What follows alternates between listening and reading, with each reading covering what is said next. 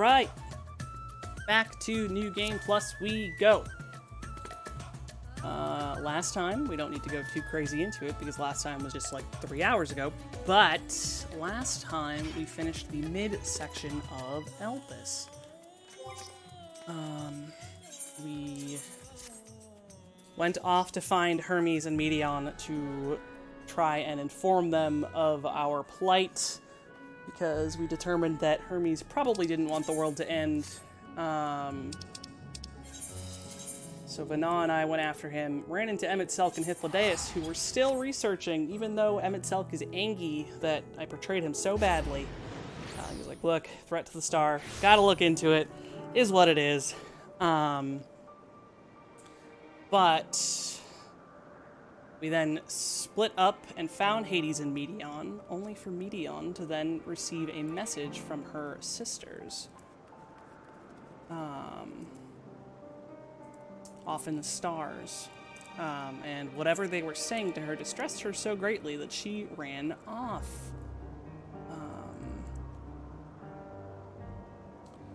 She ran off, not wanting Hades to hear whatever it is that her sisters had discovered in the stars. We tracked her down. She began to tell us about how there was basically no life remaining in the universe. Everyone hates life.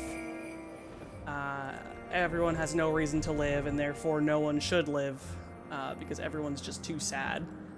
Life has no meaning, therefore no one should have life. And so as just Medion goes angry and dark, and Hermes decides, instead of helping us fight her, as a sensible man would, he decides that she might be right, and tries to wipe away the memories of those of us in Thesis Hyperborea, but Emet-Selch and Hythlodaeus are able to get Vana and I out of there safely, so that we still have our memories, but Emet-Selch and Hythlodaeus have forgotten everything that's happened over the past few days. This is why Emet-Selch does not know us when we see him in Shadowbringers, because he lost the memories of that. But there have been hints that, and Hythlodaeus said this, and it was also alluded to in a later cutscene, that upon death within the ethereal sea, these memories might be returned to them.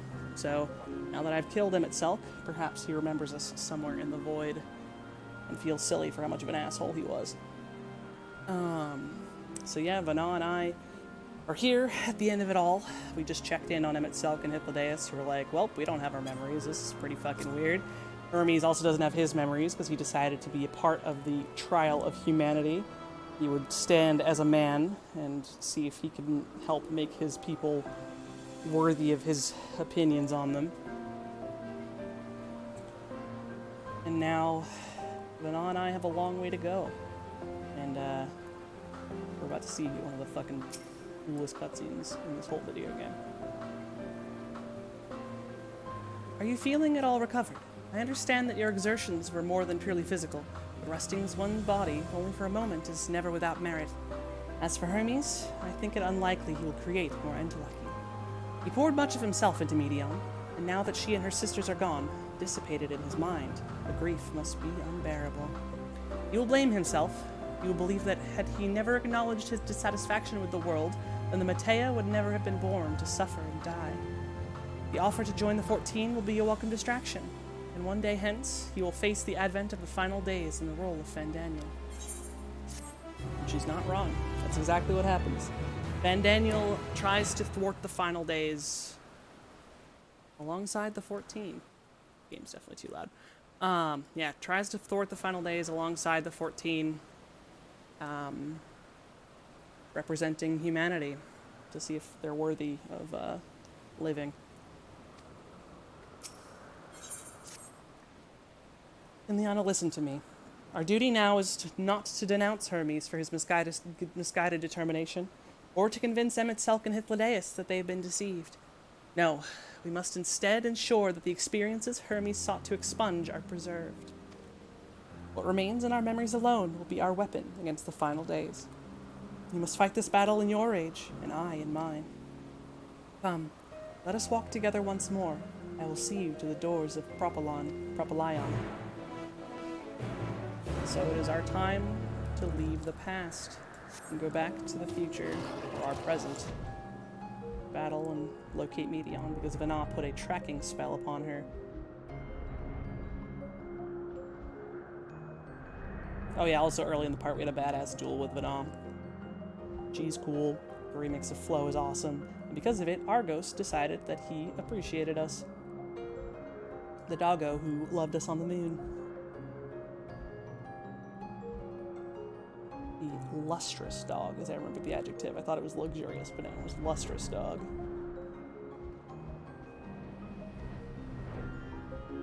But we are now to face some pretty fucking cool cutscene. I'm absolutely gonna mute myself during it because I'm gonna cry. Your time in this age is drawing to an end. Upon speaking with Vana, several cutscenes will play in sequence. Get fucking ready. It's time for a gauntlet.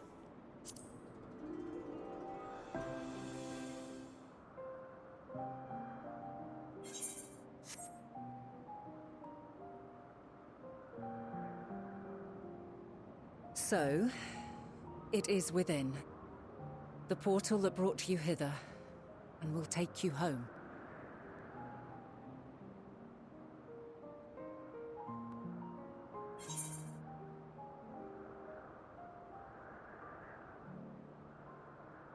Perhaps I should stay and help.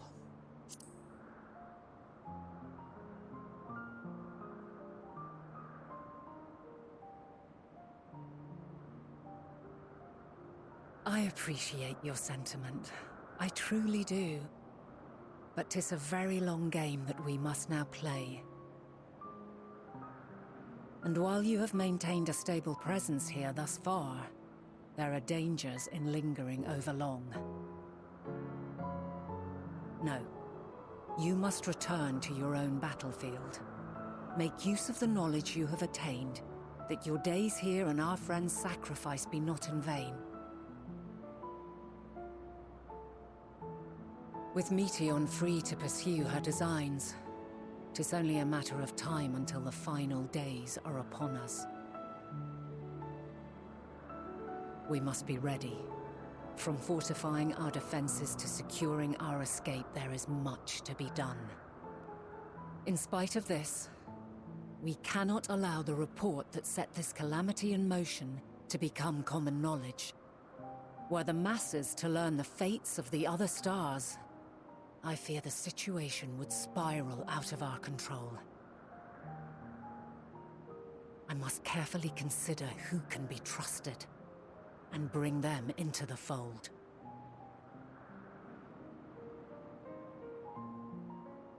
Ordinarily, I wouldn't hesitate to call upon the 14.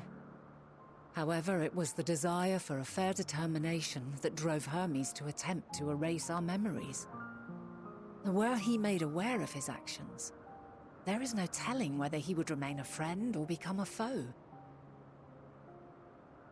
Alternately, we might try to alienate him from the convocation. Yet in doing so, we would deprive ourselves of a brilliant mind who would be invaluable in the crises to come. Quite the dilemma. Which is why I must work independently of the convocation. Regardless of how we proceed, if we are to permanently avert the final days, we must be equal to Hermes' challenge.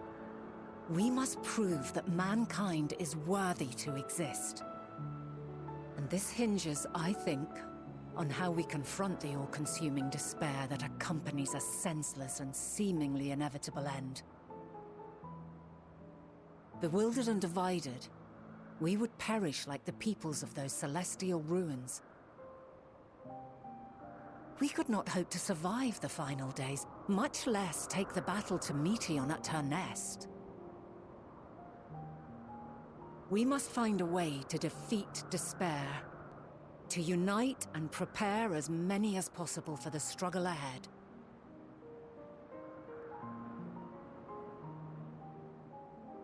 Heavy will weigh the burden of guiding this legion of souls.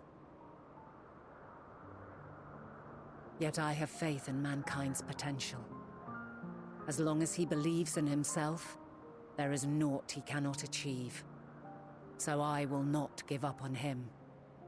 On us. You may find your world to be very different.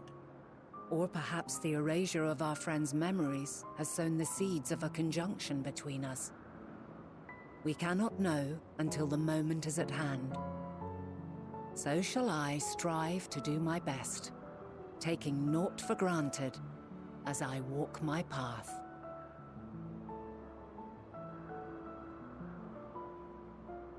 And I pray you walk with me to the end. As you move forward, so too will I, as will all, resolved to fight for the morrow. And when mankind has found the strength to stand against despair, we shall silence the song of oblivion.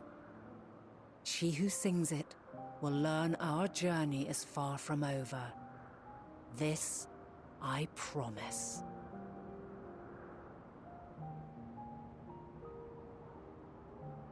Fare you well, my light of the future, till we meet again.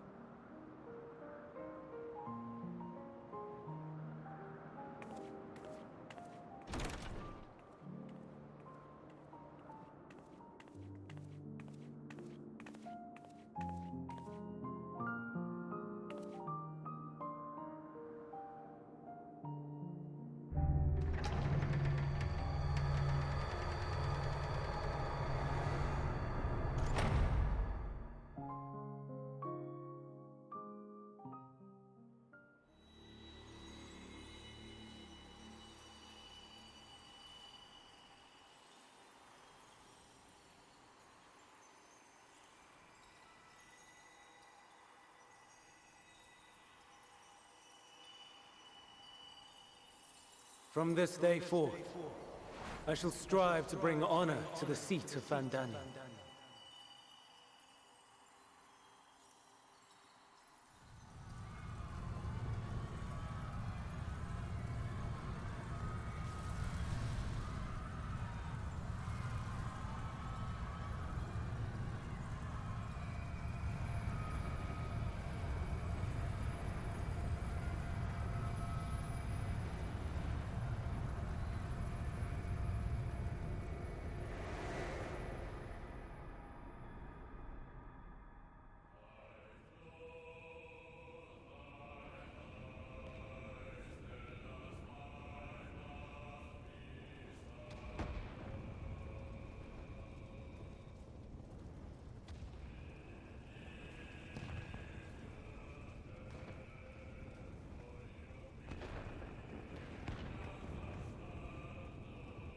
Even now, I remember standing there, locked in a moment where the sky is aflame.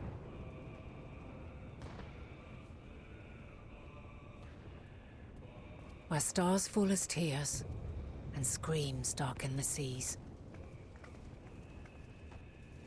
Where resignation rots the trees.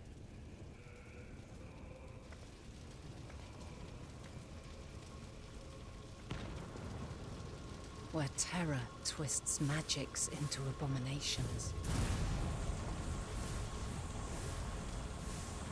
Such is the lament of they who have gone before.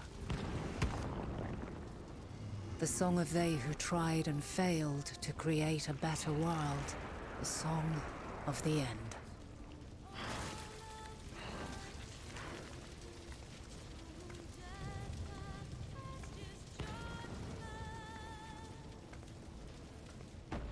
That which hides at the edge of the universe is no longer Hope's creation.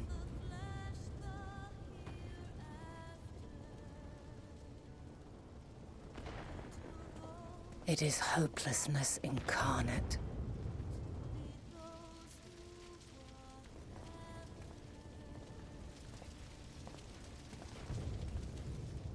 That day, mankind saw half of its number sacrificed to bring forth Zodiark.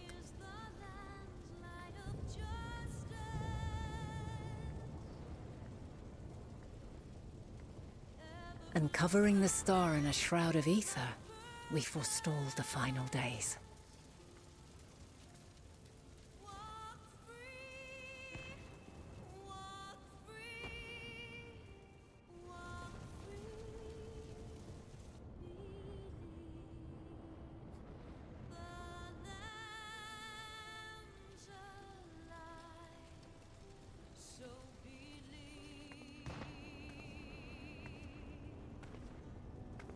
Yet the cries echoed still.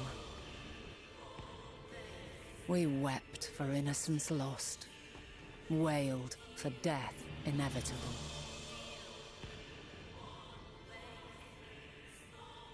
A reality too terrible to bear. And for too many who sought comfort in gilded memories of joyful days and tranquil nights.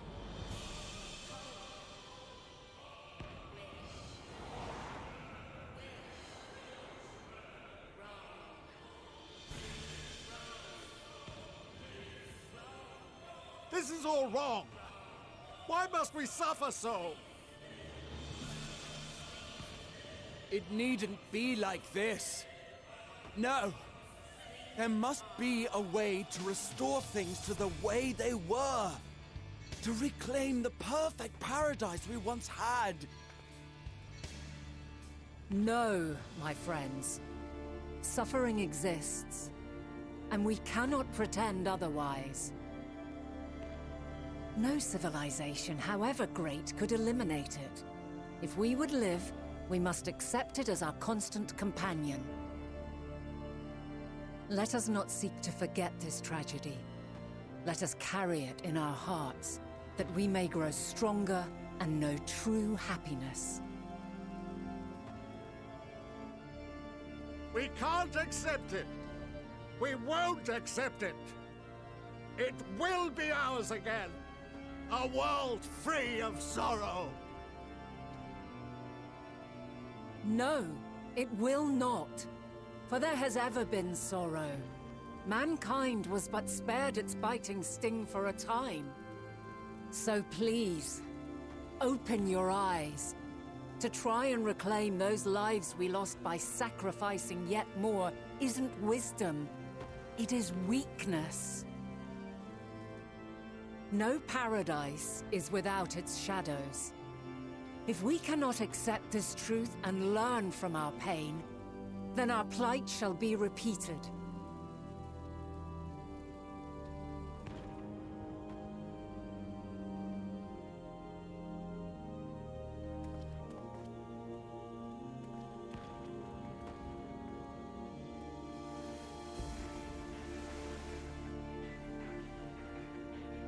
O mighty Zodiac! God, born of our boundless faith, we bid you, hear our prayer. Accept this offering of lives, and deliver unto us the lives we once had.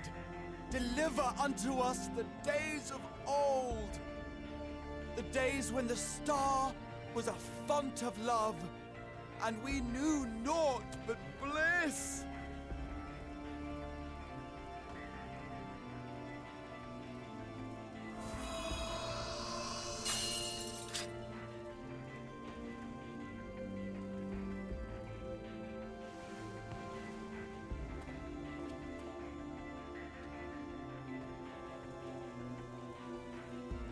You would destroy it?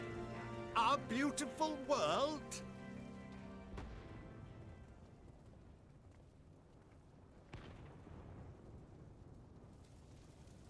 Lands that stretched on forever. Skies one could drown in. The heartbeat of nature, silent yet strong. And amidst it all, a people. Beacons of light and life. Laughter that warmed my heart like naught else before. They are my meaning and my purpose. My love. In spite of, or perhaps because of this, I choose to believe in mankind's potential, in his ability to find a way forward. So let there be no way back. From that temptation, I sunder us. No more shall man have wings to bear him to paradise. Henceforth, he shall walk.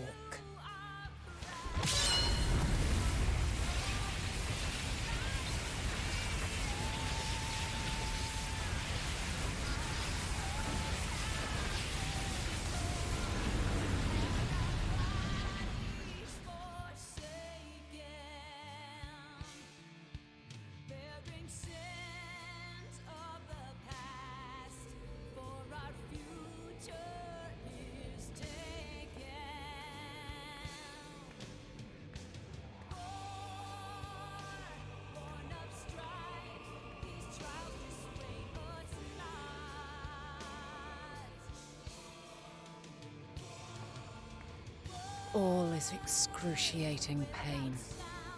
I breathe fire and torment.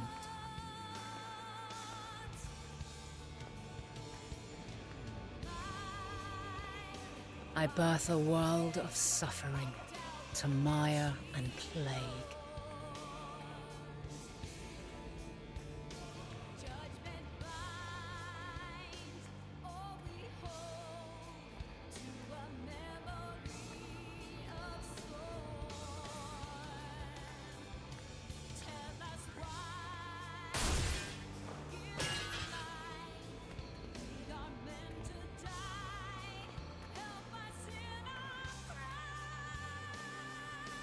In one fleeting moment, lives come and go, ever moving towards the unknown. And in that fleeting moment, they cry for the answer to the question. Why, given life, are they meant to suffer, to die?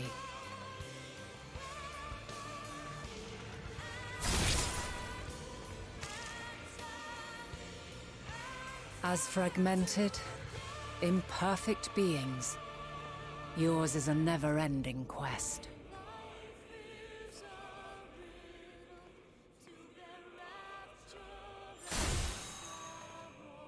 A quest to find your purpose, knowing your end is assured.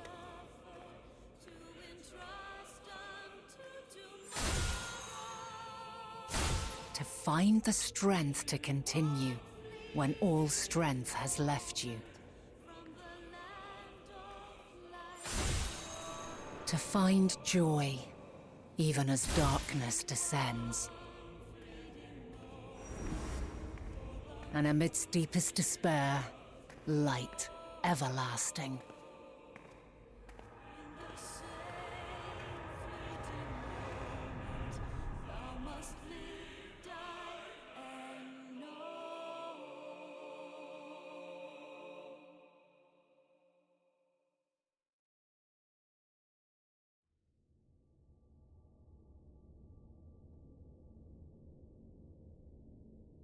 A conjunction has begun to form, an intertwining of your time and mine.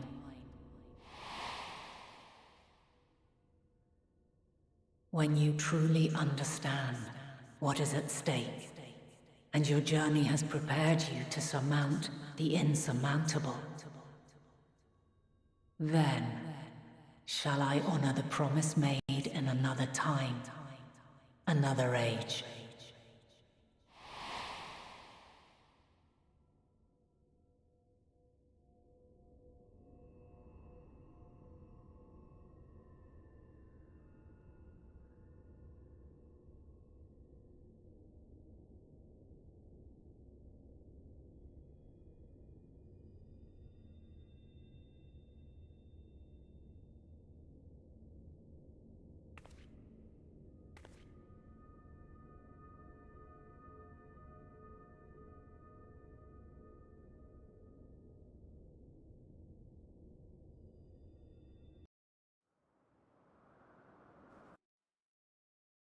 First time I watched those scenes, I cried like a small child.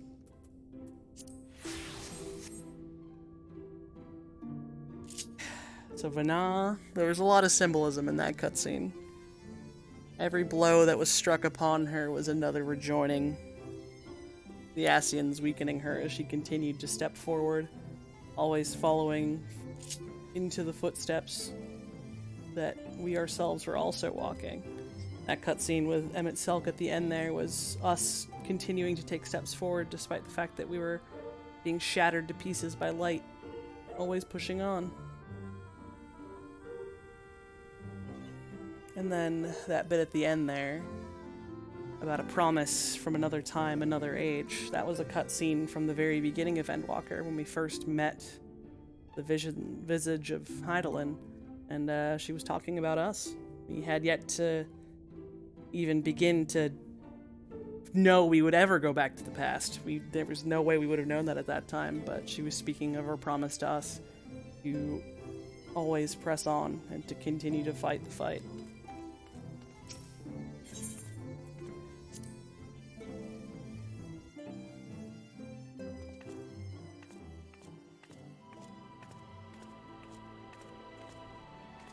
Now we go back to the source. We have our own war to win.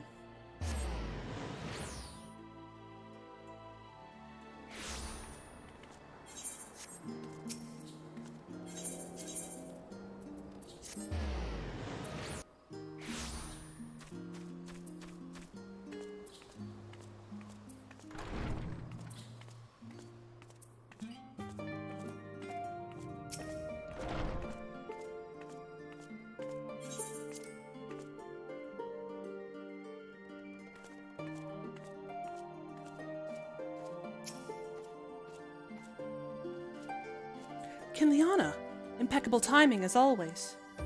I'd heard you were off in the first as part of our efforts to investigate the final days. Well, as so often seems to be the case, while you were away, we've had some few developments, which we can discuss in just a moment. For now, however, I cannot tell you how wonderful it is to have you back.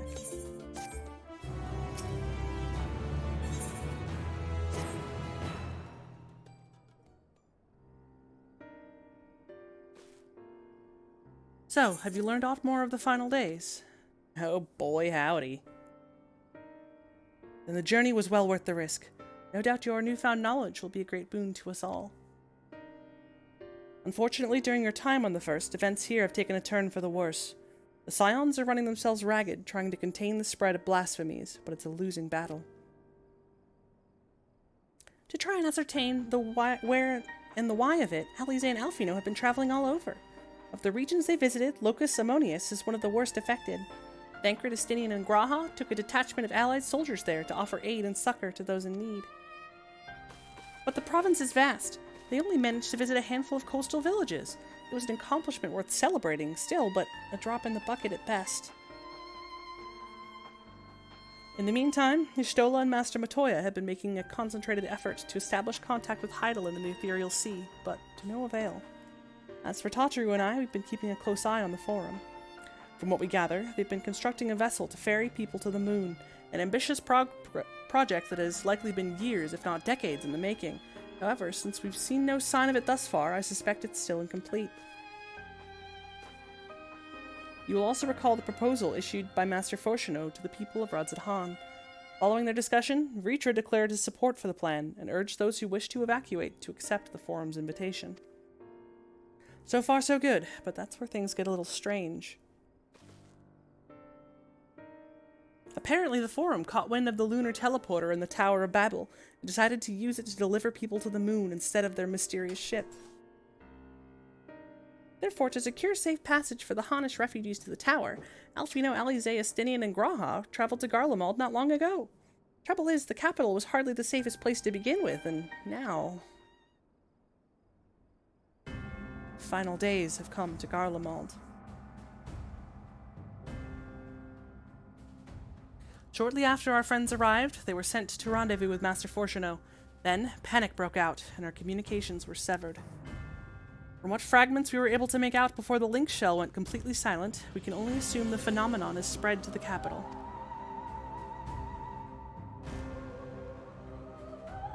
The others need you, Kinliana. Please, you must help them.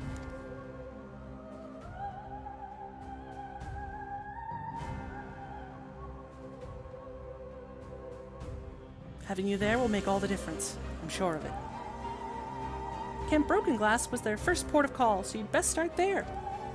Hopefully Lucia will know where they are. There's no telling what you'll be walking into, so you'd best take every possible precaution.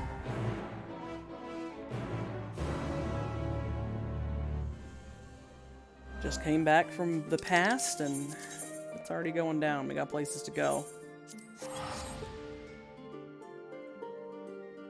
No rest for the Warrior of Light.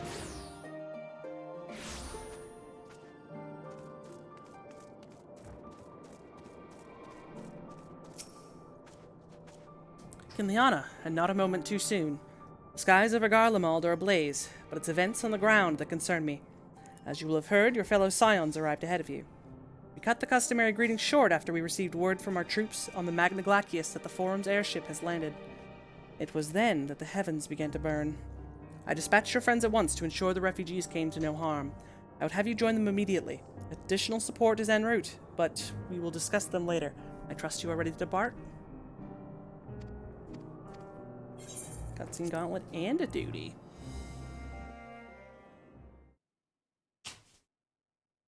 Earlier on the Magna Glacius.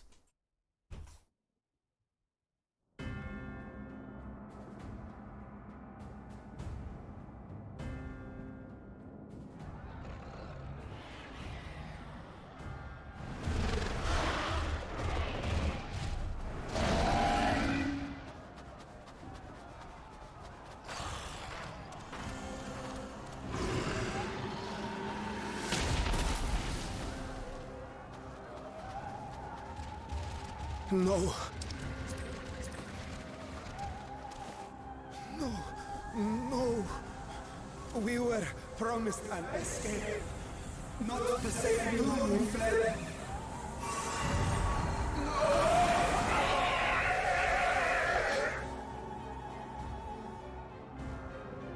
I shall not meet my final days here in this blasted waste. Calm yourselves. Your panic is our greatest enemy. Come, we must build a line of defense.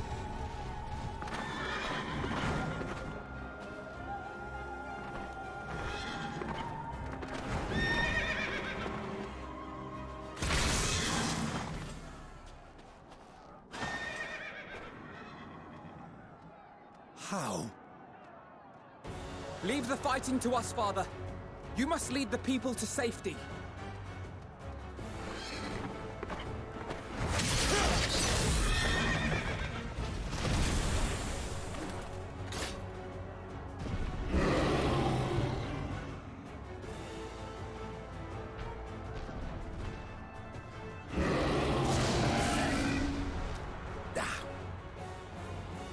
I can handle this pair. You shall tend to the refugees. Let us be about it.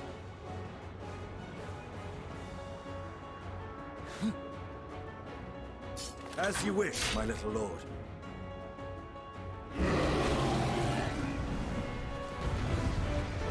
And we get to play as Sage Alphino. Woohoo!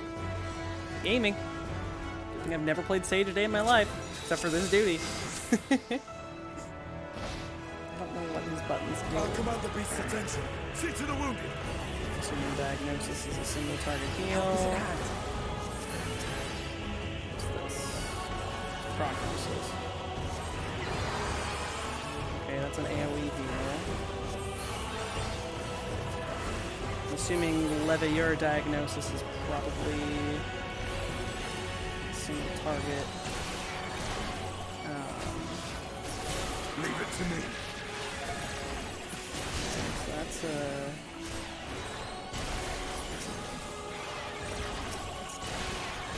Okay, that's a dot. Okay.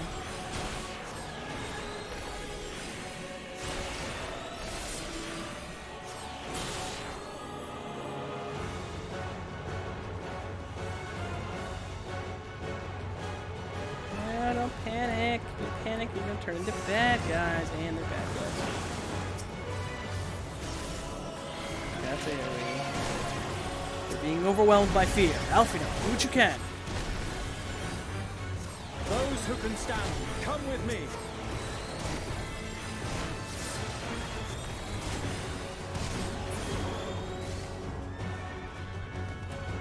Everyone's turning. All is lost. You're safe now.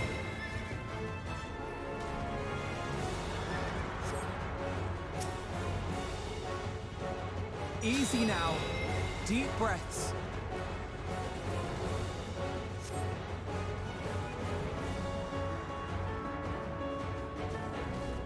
Worry not for the refugees, but for yourself.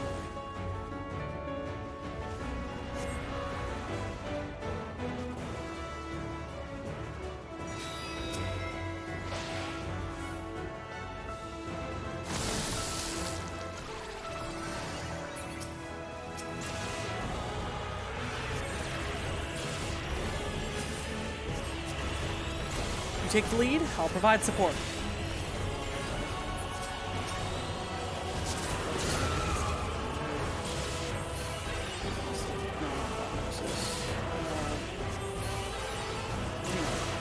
Shield. Okay, that's just the same.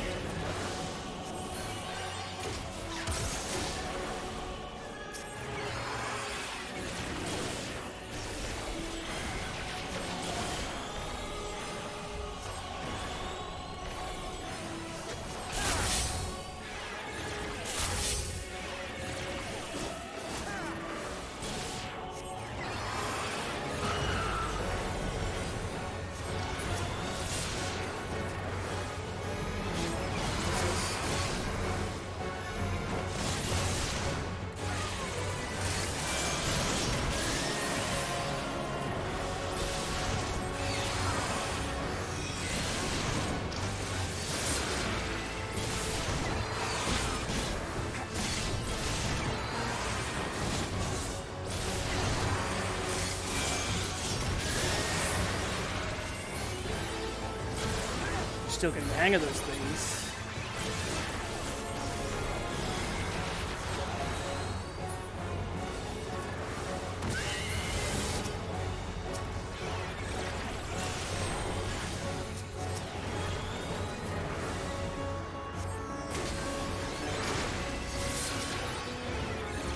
Climb it off.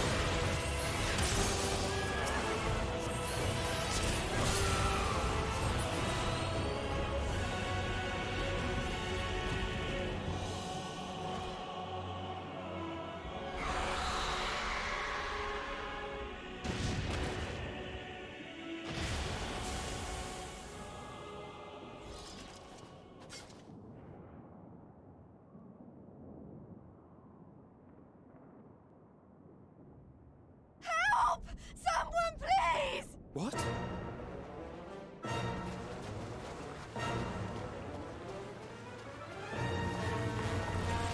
No.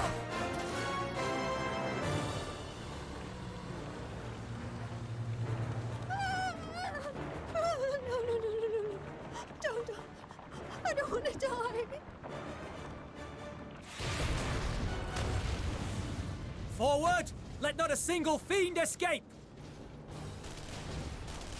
Reinforcements have arrived. Wait, that's... Euless and the army. So, you've recovered then? In time enough to be of aid, for once.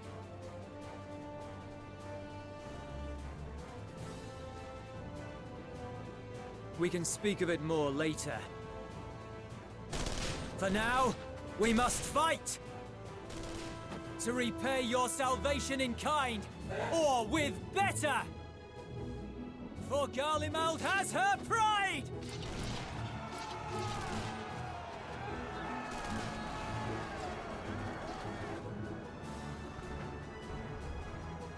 Of that I've no doubt.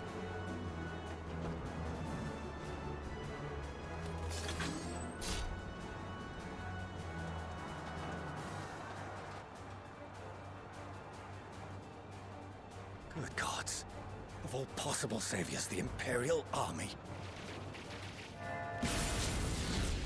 Oh! Just Alizé things.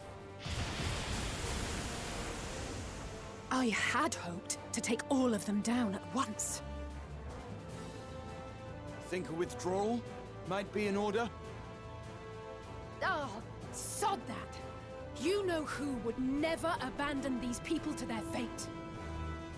To be devoured by their former friends. That'd be beyond cruel. These beasts must fall here and now. Well then, I'd say it's high time we threw caution to the winds.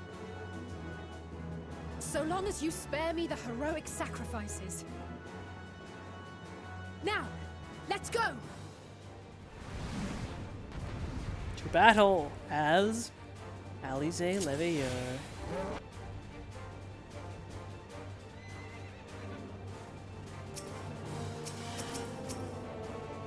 We've lost too many already, Graha. With me!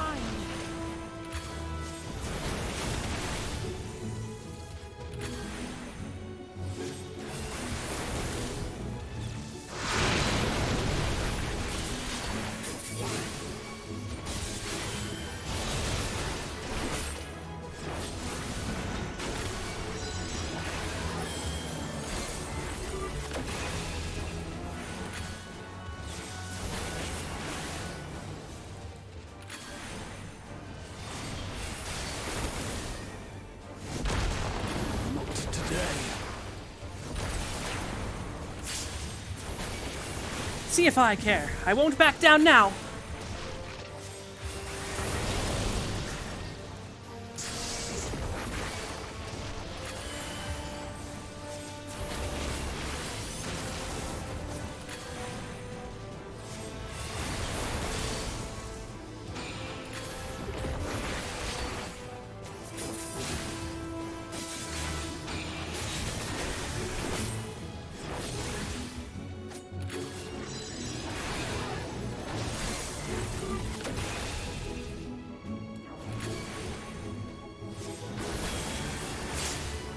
Now's our chance.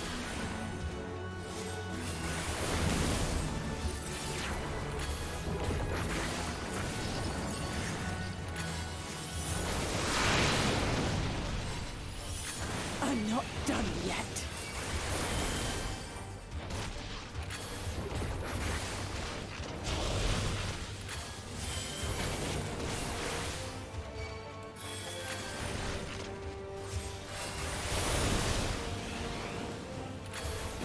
Nothing to worry about.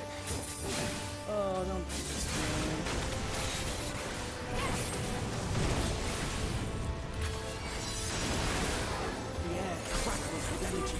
Find cover!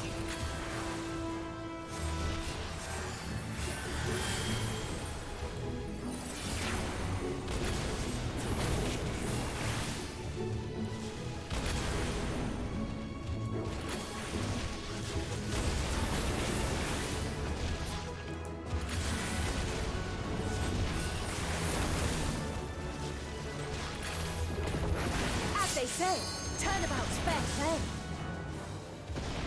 On guard.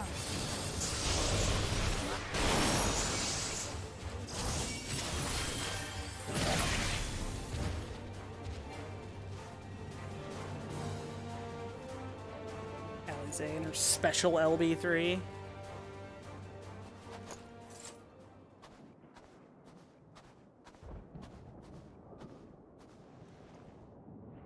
There's not the barest trace of ether. Maybe there really is no way to bring them back.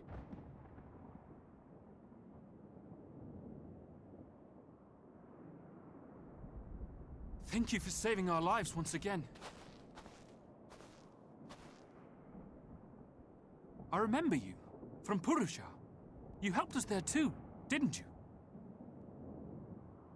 Ah, you're from Palaka's stand. I'm glad you're still in one piece.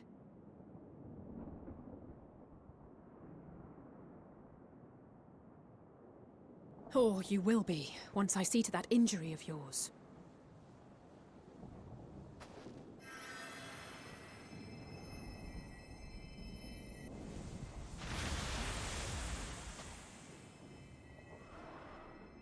Look out!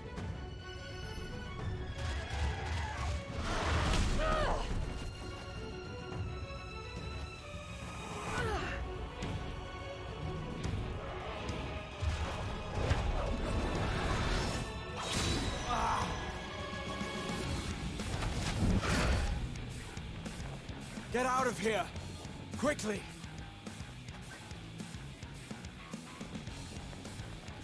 I won't lose them. Not a one. This will be a brighter future. I won't let a madman's apocalypse ruin everything we've fought to achieve!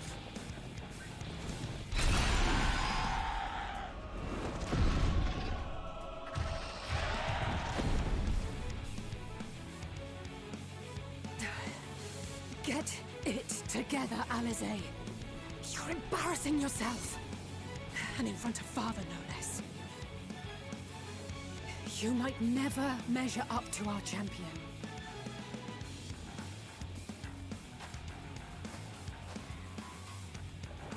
But we ask too much of her as it is. You mustn't let our sword in the darkness fight alone.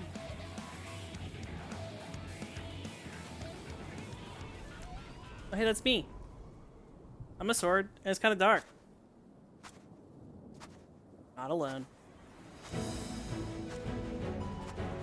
Be fucking slow walking. There's a crisis, woman. You've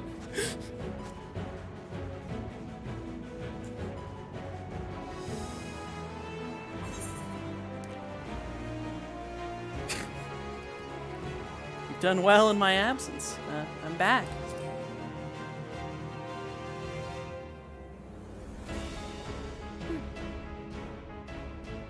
I can look after myself, you know.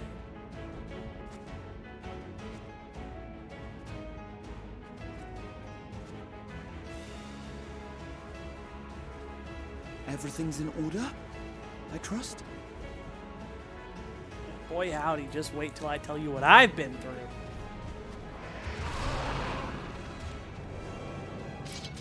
I've had enough of this rabble! Come on!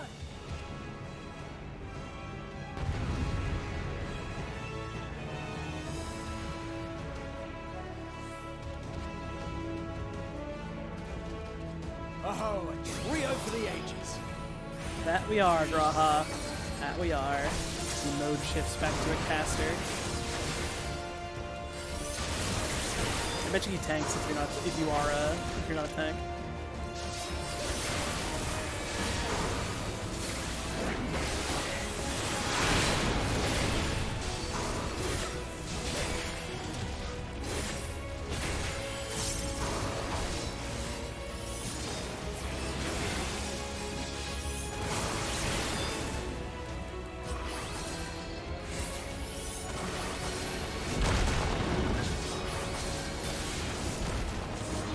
just the beginning.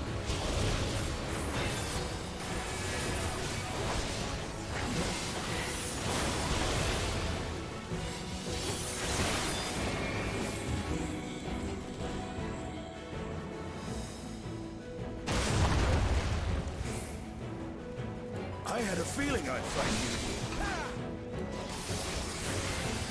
This should be the last of the worst troublemakers. With me!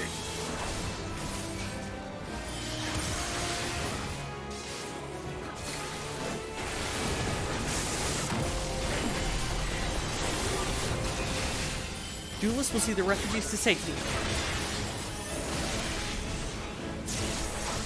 Yo, player hater? Yes, this is New Game Plus. Welcome in. We did a little bit before raid. A little bit here after.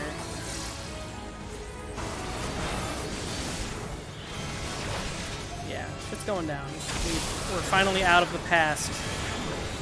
And as Vana takes her battle to her time period, we are now back to our time period.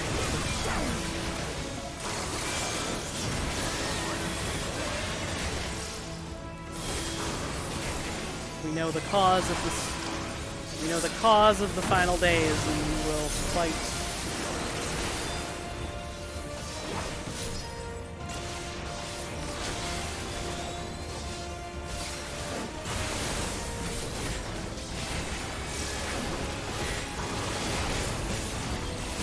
Day has been well.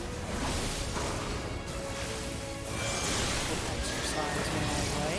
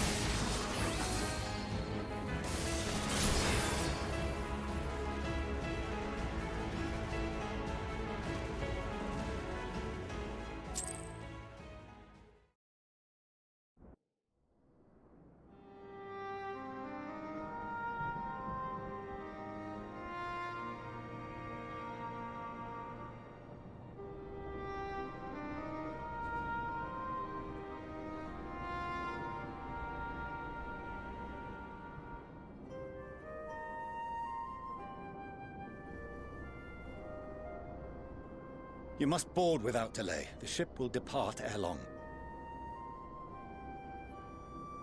Your offer to host us in Sharlayan is most appreciated. But will the final days not soon fall upon it as well?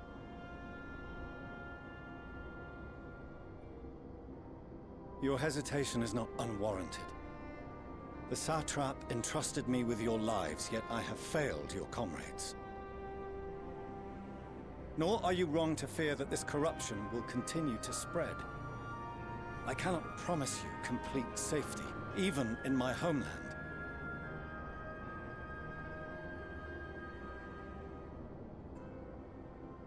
What I can promise is that I will do all in my power to protect you.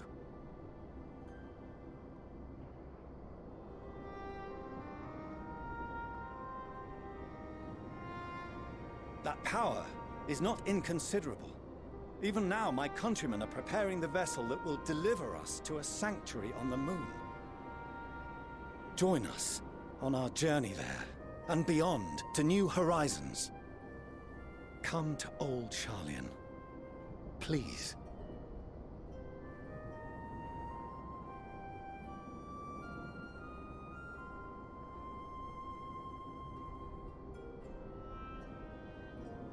We would be fools to refuse such a generous offer made in earnest.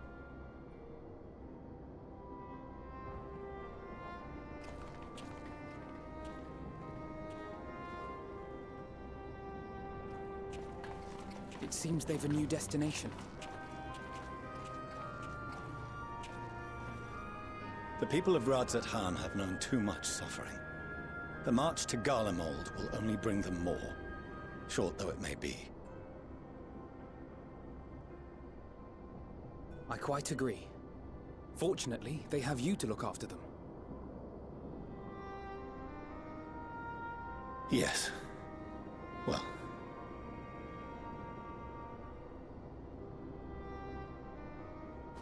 Behind you! Just there!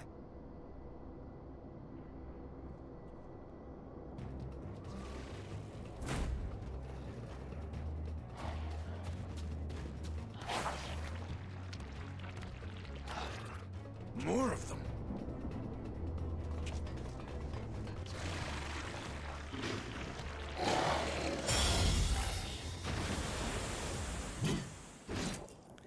Xenos.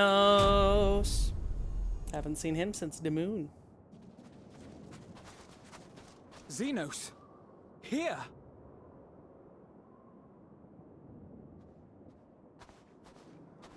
You'll be all right. Hurry to the airship.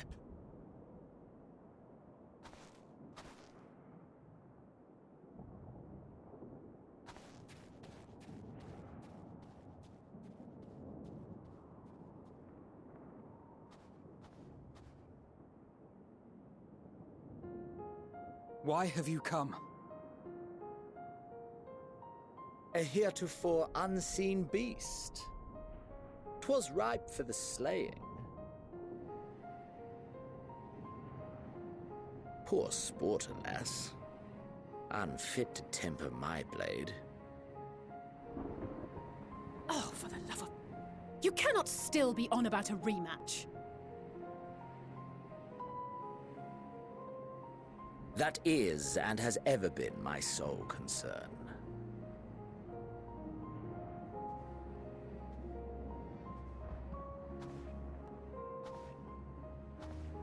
You, on the other hand, are fixated on a different quarry. Your passion pales before mine, yet neither hate nor despair seems sufficient to recapture your misdirected bloodlust.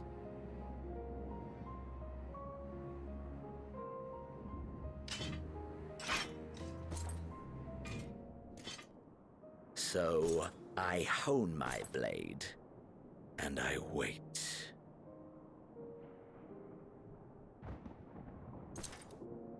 That's it. That's all you care about.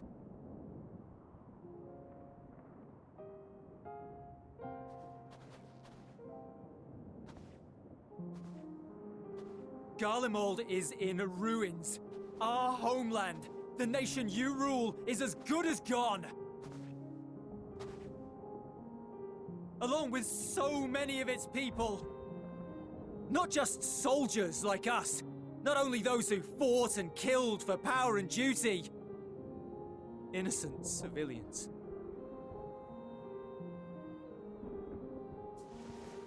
Murdered by their own flesh and blood.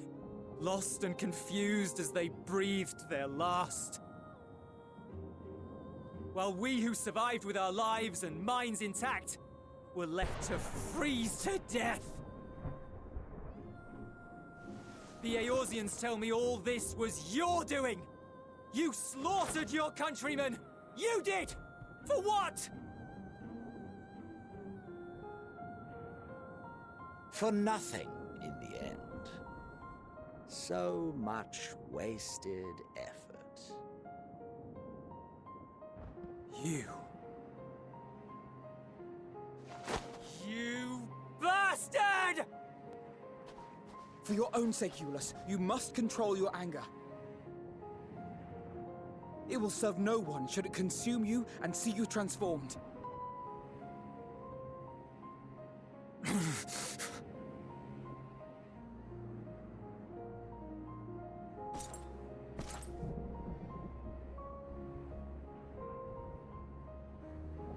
Would you be happier had I a good reason?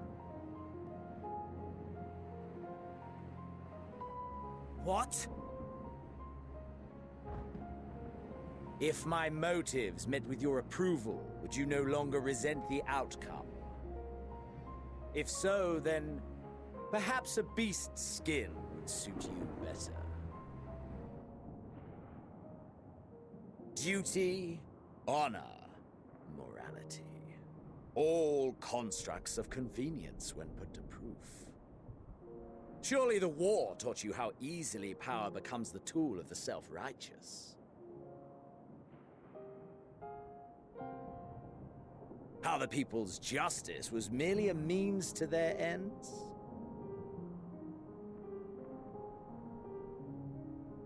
Yet you would ask me why.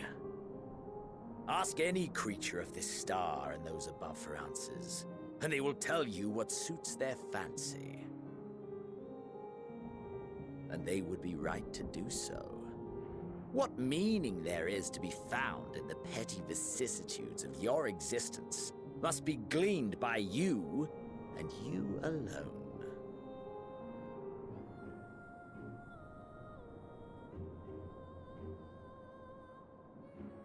Should you seek it in battle in the fruitless pursuit of my demise, then come. Assume your rightful place as a notch on my blade.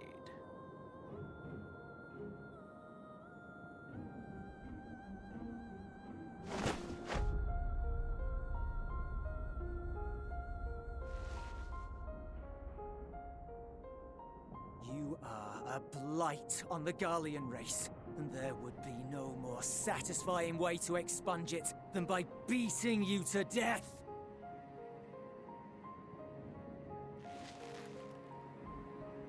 But I will not be party to another tragedy. I refuse to lose anyone else because of you. So go. Go! And may we never suffer your madness again!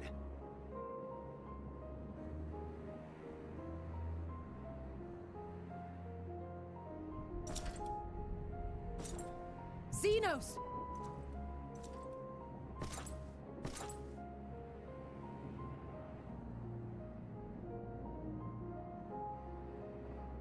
Perhaps you found meaning in living this way. I cannot deny you found strength. Yet if you only pursue your hedonistic pleasures and pay no heed to the plight of others, then no one will give you the time of day. You will never get what you want, not even the battle you pine for so dearly. You'll be alone for an eternity, and you'll deserve every agonizing second of it. Yeah. Tell him, Alize.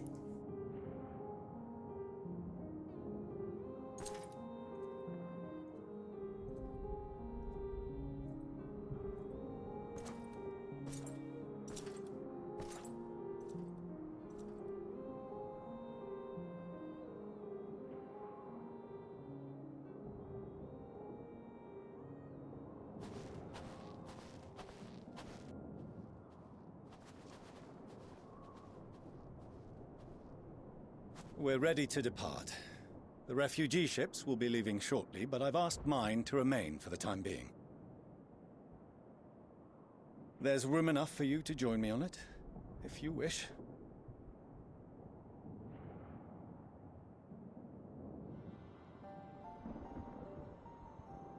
Do contain your surprise. I needn't agree with the Scion's methods or intentions to acknowledge that their deeds are deserving of gratitude. We appreciate the offer. But might I ask why you are delaying your departure? I presume it is not solely for our benefit. I must visit Garlemald ere we return to Sharlayan. Having caused such an uproar, 'tis only meet that I explain myself to the Ilzabard contingent.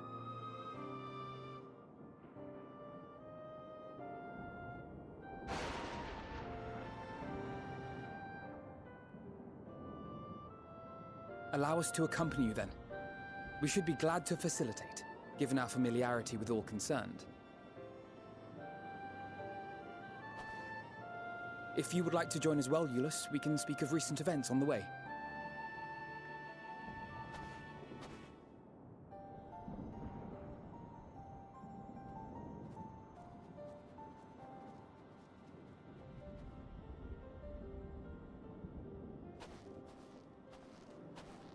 He'll be after your seat on the forum next.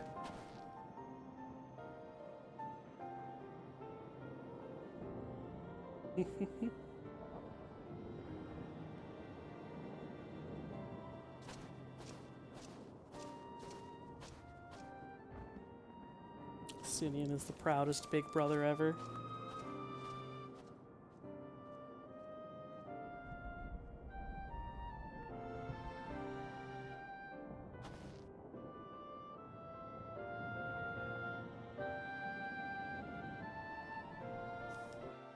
Yo, Stratastar. Didn't want to talk during the voice cutscene. I feel like I probably have seen that meme, but I would still appreciate a reposting of it.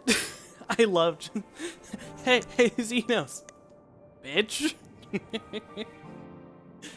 To see Xenos standing there, so uncaring and unrepentant. Gods, I don't know what came over me. I just blurted out the first thing that came to mind, but looking back on it, I stand by those words. I would say I hope they won't incite him to further villainy, but to be honest, I doubt he even remembers what I said. Anyway, enough about all that. It's good to see you again.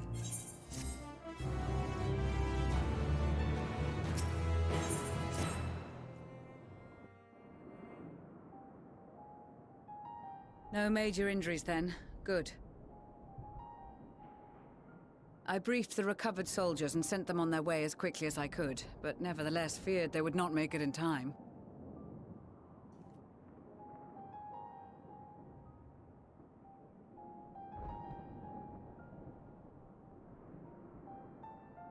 The additional support was invaluable. Your men saved more than a few lives.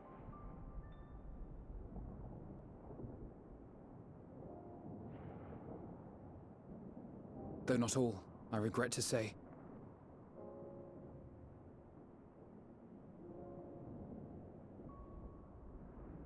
I take it that I'm addressing Lucia Junius. I'm the Forum's envoy, Fortuneau Leveilleur. And you are owed an explanation for these most dire developments.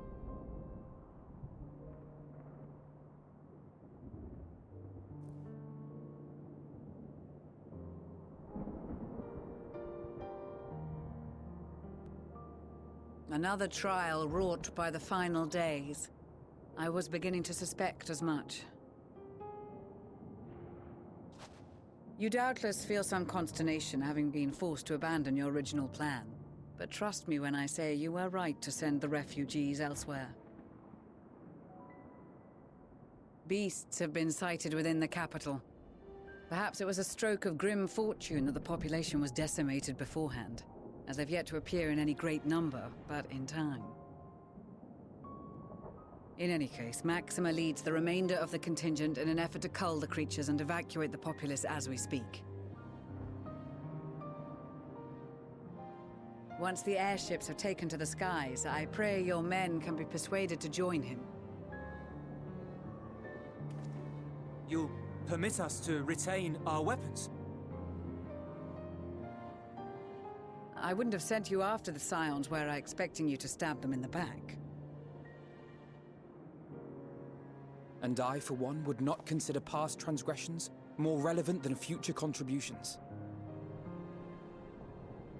Regardless of the circumstances that saw us at odds before, we need men of courage now, more than ever.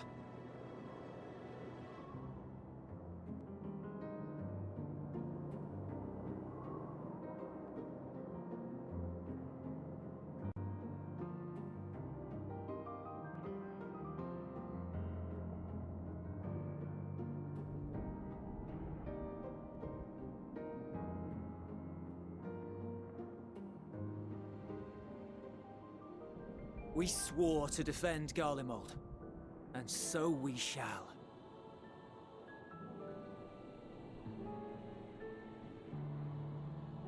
It seems you have everything under control. You will excuse me then, for mine own duties await. A moment, Master Fortuno. You did desire to express your appreciation for services rendered, did you not? I did. Though if you intend to again ask that Sharlayan alter its course, you will find my gratitude insufficient. 'Tis nothing so onerous. I wish to hear the details of this grand endeavor of yours.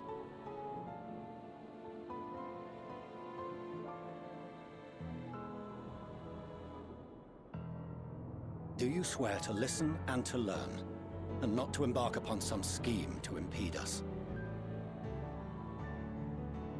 I swear.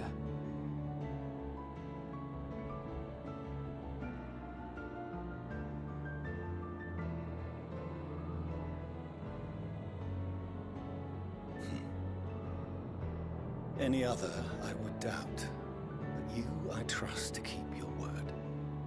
For not once have you broken it. Very well. I will request that the Forum make you privy to our plans. You may await our summons at the Baldessian Annex, assuming the decision is in your favor. Does that suffice? It does. You have my thanks. Excellent. You can regale us with tales of your most recent sojourn to the First while we wait. Oh yeah, by the way, I went back in time. I know shit's been going down here, but I did do that. Did you hear something just now?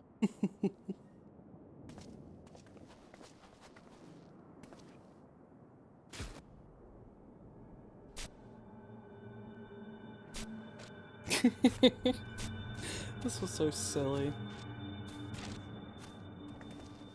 Zombie Lopperette!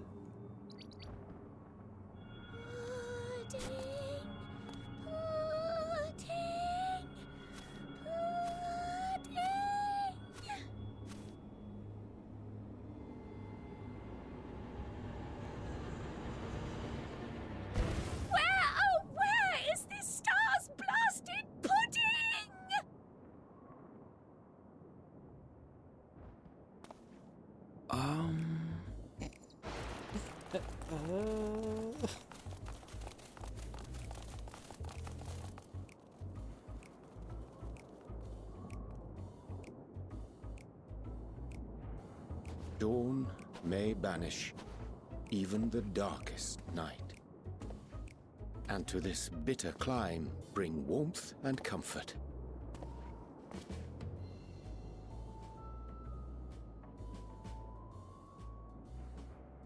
'Tis heartening to see such an assembly upon my return. I thought often of you whilst I looked down upon our star's brilliance from the moon above. Yes, but what are you doing here? And dressed like that? Aren't you cold? Verily, I fear for my health should I proceed to expound upon our purpose ere I procure more suitable garments. Then allow me to summarize. We're here because none of you lot are up there. Nor has anyone deigned to send word about any changes in the plans. It's rude, is what it is. At least that's what I thought at first, but then folks got to wondering if you weren't in a spot of bother, so we decided to take matters into our own hands. Come down here and help, if our help be needed. So she says, but it's also something of a convenient excuse to visit Aetheris. Oyanje made it sound absolutely marvelous. More so before the impending doom, but still. And it's not like there will ever be a better time. What with the aforementioned doom? Marvelous, they say, yet not an ounce of pudding to be found. I must suffer Orionge's inferior works no more. Hey! Maybe really consider the plight of present company before you go blathering on about pudding and doom? Pudding and doom. As I was saying, should you require any assistance with whatever, we are at your disposal. We were born from Hydaelyn's love for the lives of this star, so naturally we would much prefer to see them continue. Twiddling our thumbs up on the moon is hardly conducive to that, though, is it? Aye, not when you've all got such precious thoughts and feelings and hopes for the future deserving of more active preservation. Speaking to Urianger made us realize that while we've carried out our duties to the letter, we've failed to fulfill them in spirit. From there, it was just a hop, skip, and a jump towards resolving to do better. So please, show us how. Help us help you.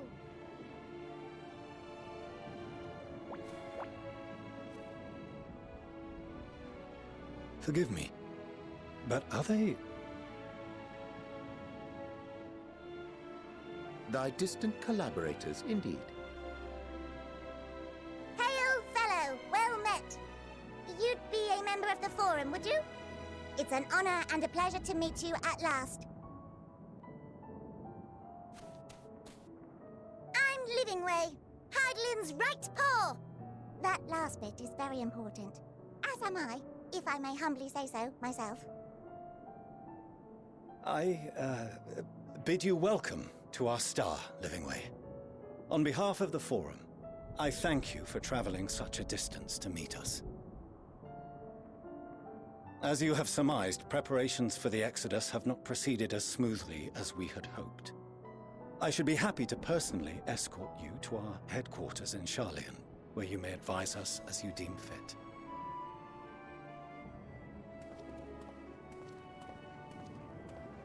'Twas with reluctance that I set aside the great work of readying the moon for habitation. Be assured that I did so only after the Loperites made plain their earnest desire to come hither, and I myself felt a growing certainty that their contributions here would prove invaluable. 'Tis trite, perhaps, but I followed my heart.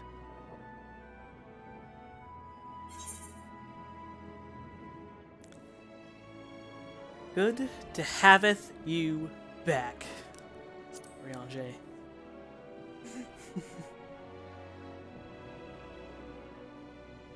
For a time, at least. Nevertheless, 'twas worth the journey to find present company well. Wilt thou attend us at the Forum and lend thine own wisdom?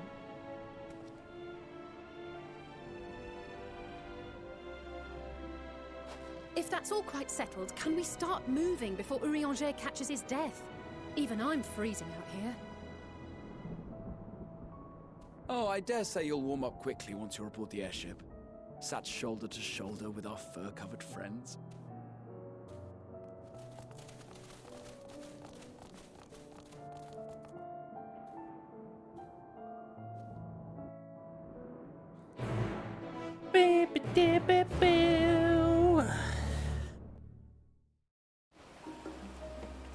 Just like that, we're back in Sharlayan. I dare say Master Fortuno was as nonplussed as we to learn the identity of Hydaelyn's lunar custodians. He will soon discover they have much and more to offer the Forum. Might I suggest we return to the Annex forthwith? We may yet have time to discuss thy recent adventures ere we are summoned to the rostrum. Yeah, we still really need to talk about the fact that I literally went back in time. I literally time traveled, and I haven't been able to tell anyone about it yet because the world's busy ending.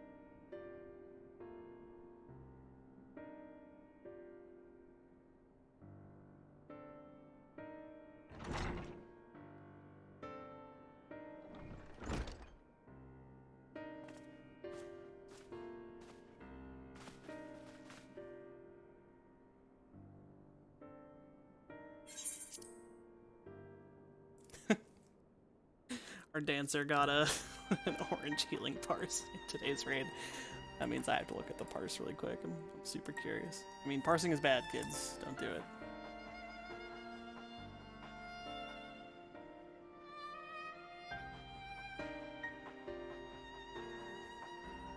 I think I died today, though, compared to last time. Okay. Today I got a 9. Yep.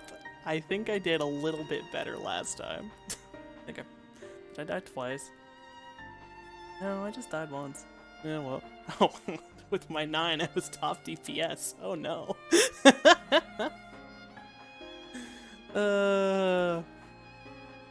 That's funny.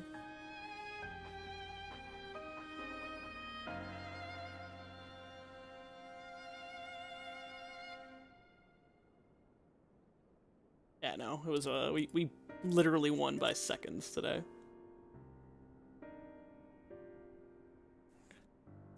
Alright, try to miss any dialogue. No, okay. Not that I'm complaining, Urianger, but I wasn't expecting to see you quite so soon. Nor I thee. In extolling the virtues of Atheris, I did inadvertently awaken in the Loporrits a desire to avert our beloved star's demise.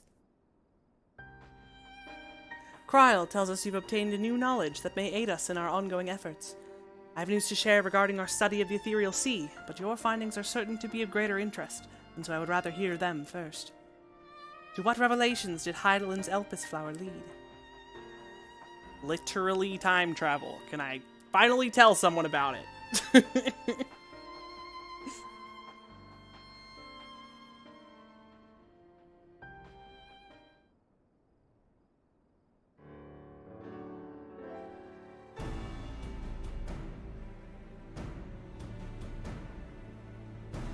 Then this dynamis is what drives the final days.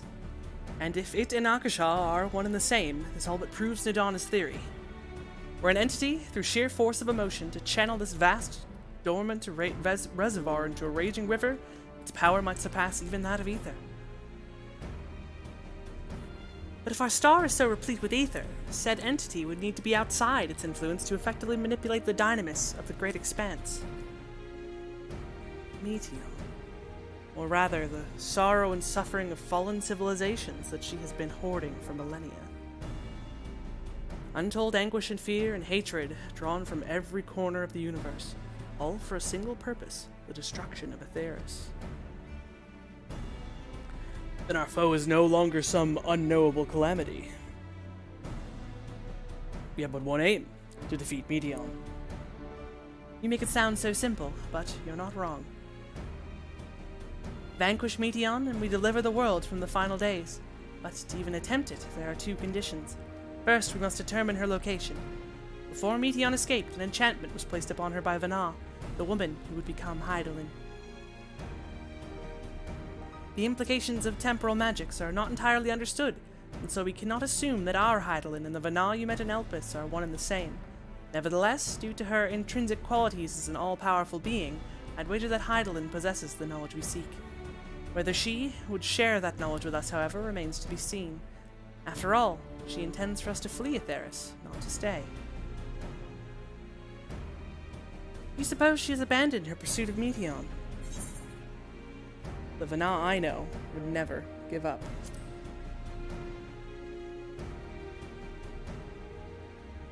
That's my impression too. Otherwise, she wouldn't have used me as a conduit for her will, or provided clues such as the Elpis flower. I believe she has been waiting for mankind's answer to Hermes' question.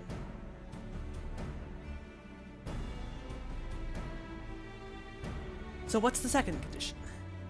We must find a means to reach Meteon. Naturally, our chosen method will depend entirely upon wheresoever she has made her nest.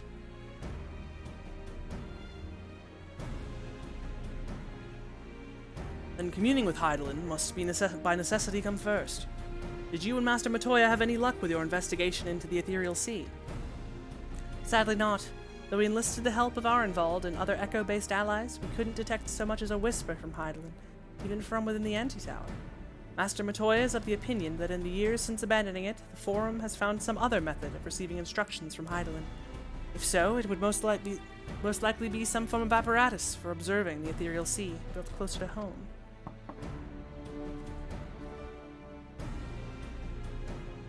Sorry to interrupt. We've just received word from the Forum. Your presence is required in the Rostra, where they intend to discuss the Great Exodus. Then Father was able to persuade them. They're finally taking us seriously. Let's hear what they have to say.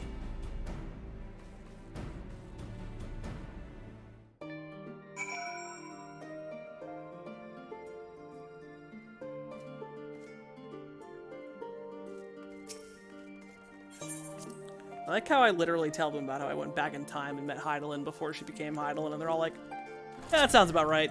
No excitement. Nothing like that.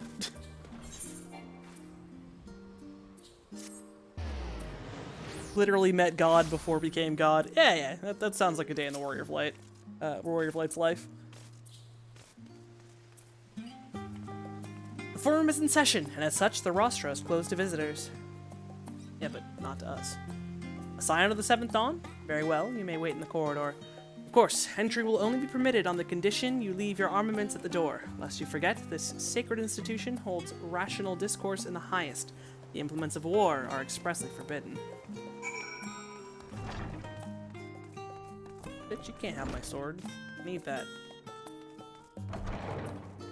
Don't mind me just cutting through the room that's in session. I'm supposed to be going through the hallway, obviously, but yeah, no, shortcut, gotta go fast. Excuse me, pardon me, empty room. It's gonna be full in a moment somehow.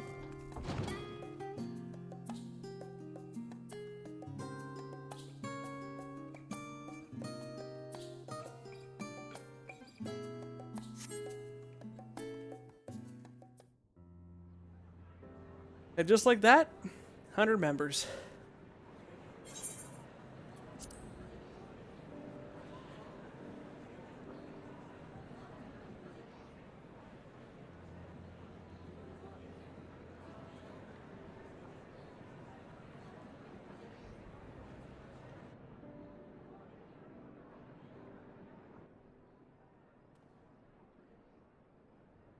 There is a matter I wish to raise with you before we enter. We are here to listen and to learn. But if the Forum's plans are more or less what I expect, then I should like to make a proposal that will serve our ends. By your leave, of course.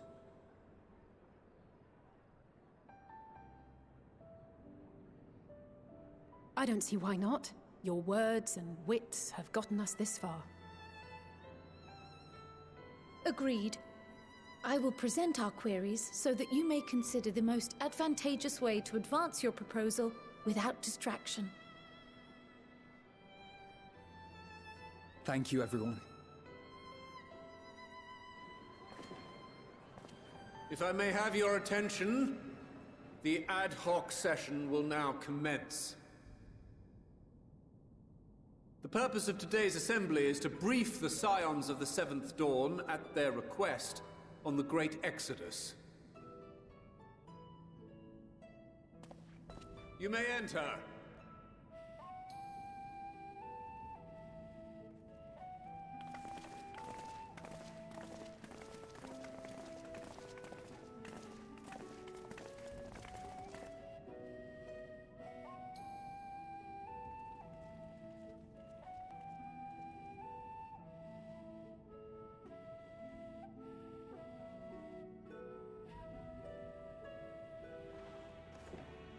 On behalf of the Forum, I commend your heroic actions on the Magna Glaciers. We shall not soon forget your service to us, and the people of Radzat-Han. The Satrap, whom we have informed of the refugees' new arrangements, sings your praises as well. As an expression of our gratitude, we will endeavor to answer your questions as fully and openly as we are able. Then let us begin. First, it is the Forum's objective to ferry the life and knowledge of this star to the moon. Am I correct? You are.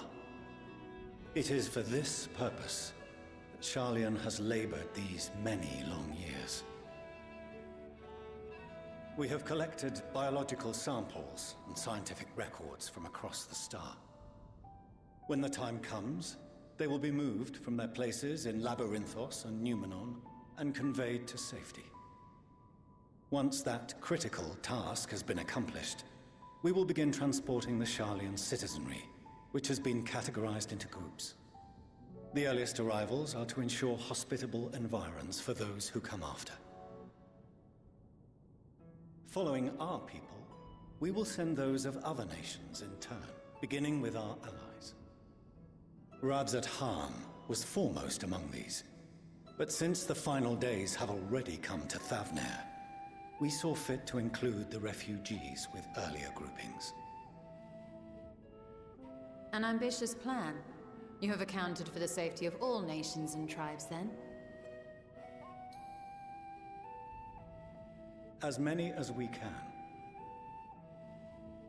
And how, pray tell, do you decide who to leave behind?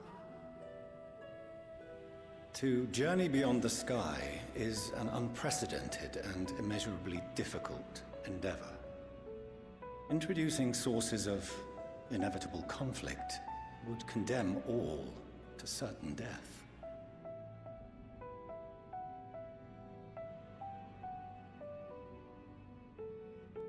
Questions as to the validity of that approach aside, are your plans proceeding apace? We're under the impression that your primary means of celestial transportation is incomplete.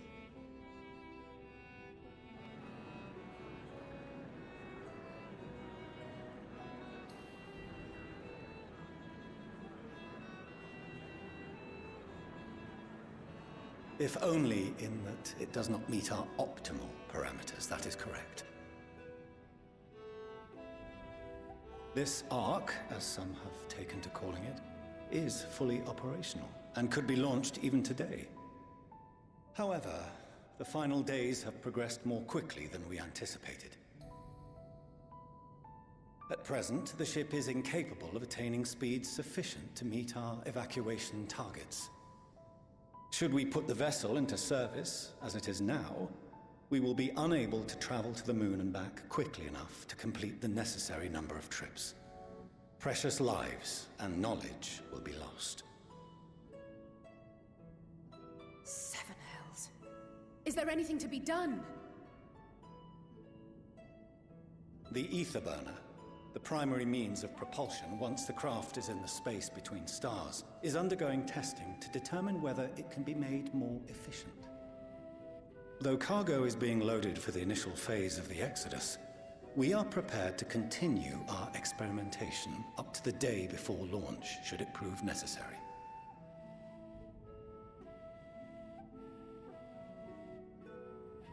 What if the Scions were to solve your problem?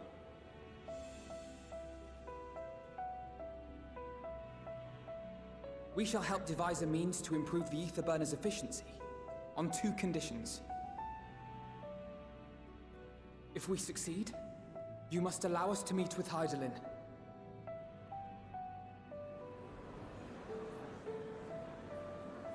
'Twas simple enough to deduce. You have a Concord, and so you would never have abandoned the Anti-Tower had you no other means of communication. One far more convenient, I suspect.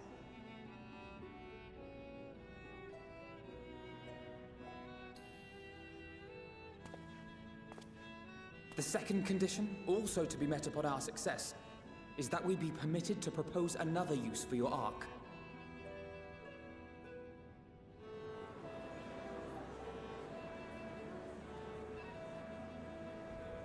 We would be at liberty to refuse this proposal.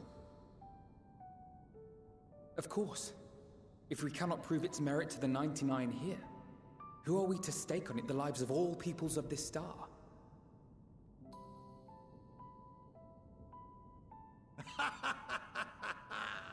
Delightful as always, Master Alfino.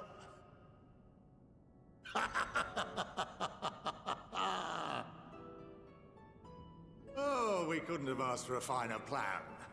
Allow us to solve this complex engineering problem of which we were entirely unaware until moments ago. What could possibly go wrong? The satire writes itself.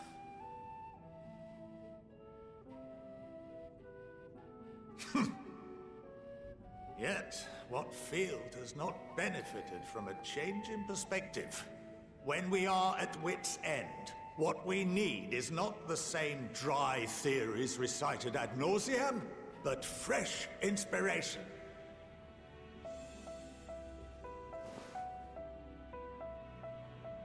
I, for one, have faith in my erstwhile students to provide it, and I find their terms to be perfectly acceptable.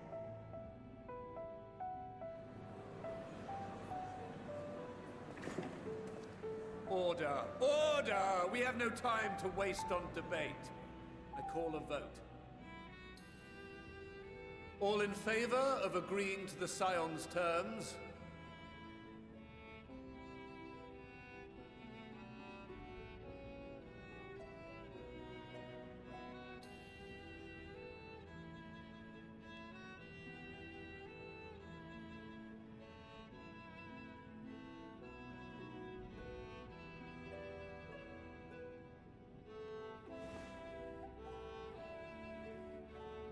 "71 in favor, 28 against. The ayes have it. Fortuneau, as the architect of this project, you are the best candidate to show them its current state. And bear in mind that regardless of your personal misgivings, this is the will of the Forum.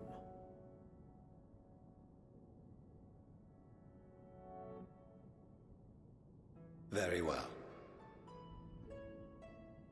I call this session to a close. Return to your tasks with urgency. The final days wait for none.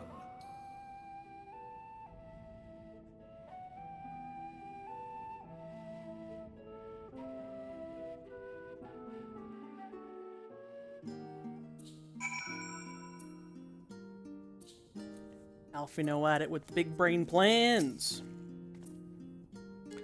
Sorry about not letting the rest of you in on my plan. I was, admittedly, thinking on my feet for the most part. But since we require both a means of communing with Hydaelyn and reaching Meteion, in the spur of the moment, I saw involving ourselves with the completion of the Ark as a way to work towards both objectives simultaneously. However, we must first keep our end of the bargain by solving the problem of the Etherburner. I'd like to think it is not a challenge beyond our combined expertise, or at least the expertise of our extended circle of associates. It might behoove us to learn how the Etherburner actually works before we attempt to improve it, though.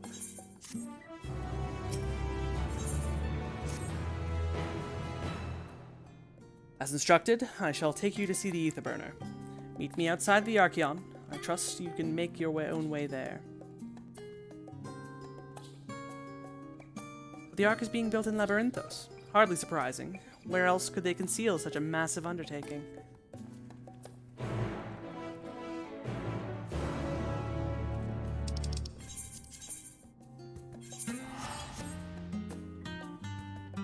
Kitty cat, we were already snuggling earlier, and then you left me. If you want to snuggle, you have to stay. Have a snuggle, pal.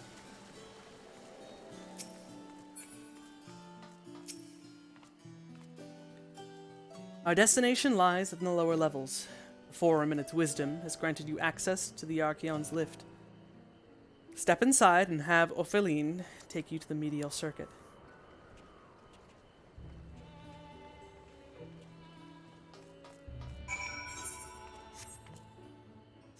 Or, since I'm a cheater from the future, fly myself down there. Tally-ho!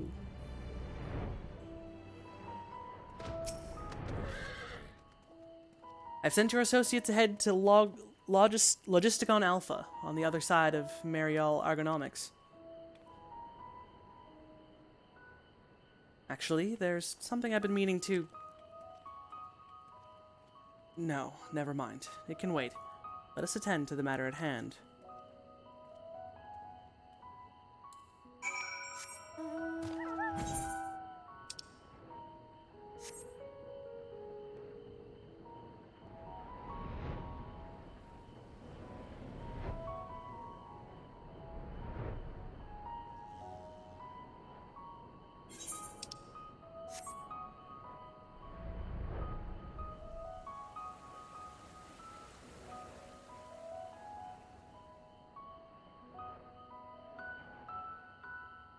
This is the area we snuck into many moons ago.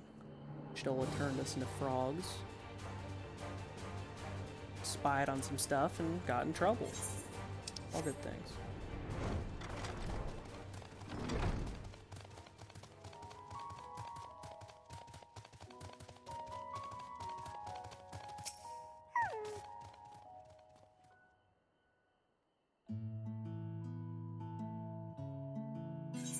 We are to wait here while our father arranges for us to use the next lift. Here being Logisticon Alpha, where the atmospheric conditions of Labyrinthos are regulated. Water is drawn from underground and dispersed as vapor, stimulating the formation of artificial clouds and rain. By manipulating the temperature and air circulation, they are able to create the ideal environment for the growth and preservation of the biological samples kept here. Hold on, how do you know so much about it? Why, Father brought me here as a child. What, and left me behind? Actually, you're the one who left me behind when you went off somewhere with Grandfather. The night before, I'd been asking Father how clouds are made, so he decided to show me. It was fascinating. I peppered him with questions the entire time. It is all too easy to take for granted the many interweaving aspects of the natural world, to grow inured to the wonders. But having gained an understanding of the complex mechanisms employed by the Loporits in recreating a similar environment, I have come to view such processes in a new light. The subterranean gardens of Labyrinthos, the lunar prison forged to contain the ancient Zodiarch, the habitations built for all mankind beneath the moon's surface, each unique, yet undeniably similar. It is no mere coincidence.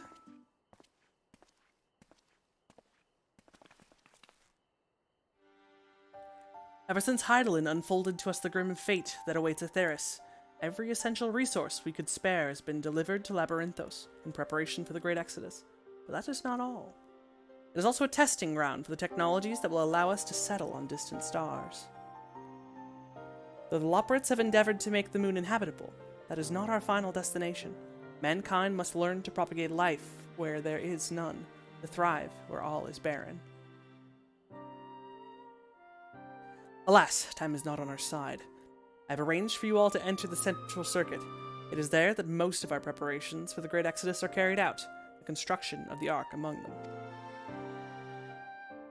Though our plans have been made public, access remains highly restricted. You, however, will not be subject to said restrictions, and will have free reign to come and go as you please. Such is the will of the Forum, after all.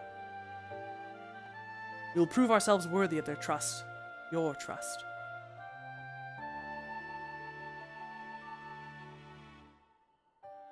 And let us proceed.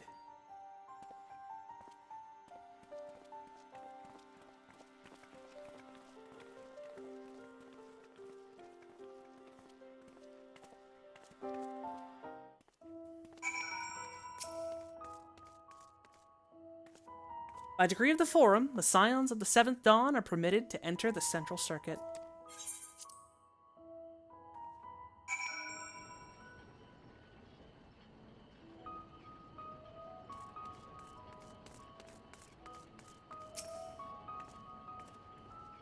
The ether burner is being constructed not far from here. Overseeing the work is Kokol Dunkel, after whom the forge is named. Once the necessary introductions have been made, I shall leave you with him to discuss the particulars. This way.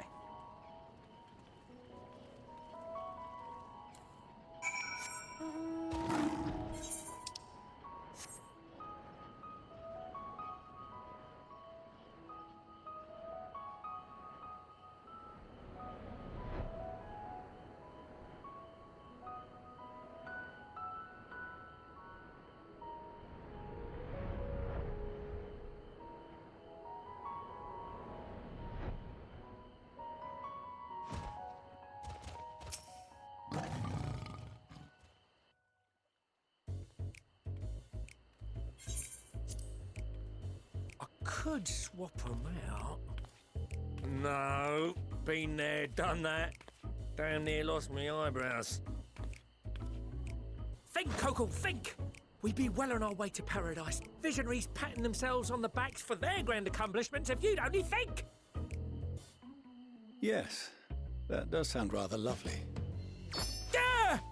I mean, masterful, you know, what a pleasant surprise. We're not blasting off already, are we? The schedule remains unchanged, for better or worse. Which is why the Forum has elected to accept assistance in resolving the ether burner conundrum.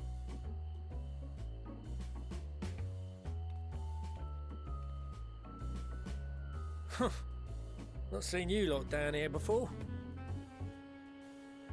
There are Archons among their number, but engineering is not their expertise.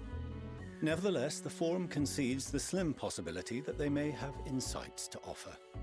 If not, you are at liberty to return them to the surface, by whatever means you see fit.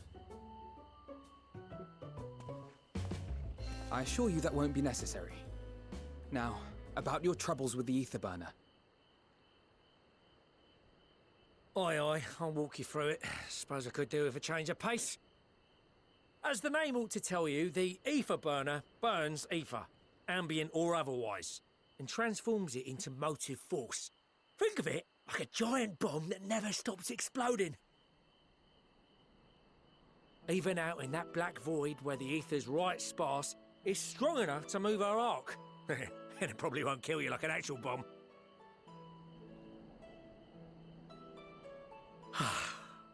But it ain't perfect. According to my calculations, to travel to the moon and back fast enough for the Forum's liking, the conversion rate needs to be 6% more efficient. A measly 6%, you say? But if I could have squeezed even another 0.6 out of it, don't you think I'd have built it that way in the first place? Hast thou consulted with the Loperids? Yes, they too are conducting their own research, for lack of a ready answer. The moon's propulsion systems are considerable, naturally, yet they are commensurately massive. It is no easy feat to convert their technology into an efficient means of propulsion for a teeny tiny toy boat, as they say, and as I most certainly do not. Yes, exactly! Damn it all, I asked for refined adamantite and they send me uppity rabbits with inscrutable, ancient, incompatible technology! You're trying to drive me mad! Do you speak of Allegan refined adamantite, perchance? You know of it? Only in the most general terms, I'm afraid. 'Twas an alloy of Allegan make, but the secrets of its production were closely guarded. As I recall, the record stated it was vital to Dalamud's construction and launch. Aye, that's the stuff. No material more conductive far as I know. Slotting some ends like blowing up a dam and watching the river of ether come rushing through. Ain't a living soul that knows how to make it though. We were fortunate enough to salvage some for the ether burner, just a wee bit, mind, from a chunk of Dalamud that came hurtling into the Northern Empty during the calamity. With more, well, that extra 6% efficiency would be child's play. It's a crying shame that we've no other sources. Surely the many shards of Dalamud scattered throughout Eorzea would suffice. Why not get the refined adamantite from them? Oh, we tried, believe you me. But only a few specialised pieces would have had any in them to begin with.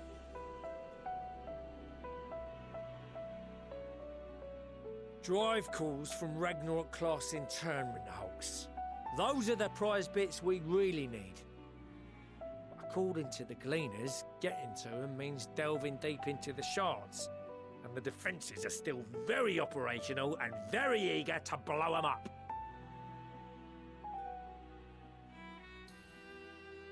It's rough going in there, even for the cream. Not sure they'd make it out alive. Weren't we near that part of the Ragnarok when we went to destroy Bahamut?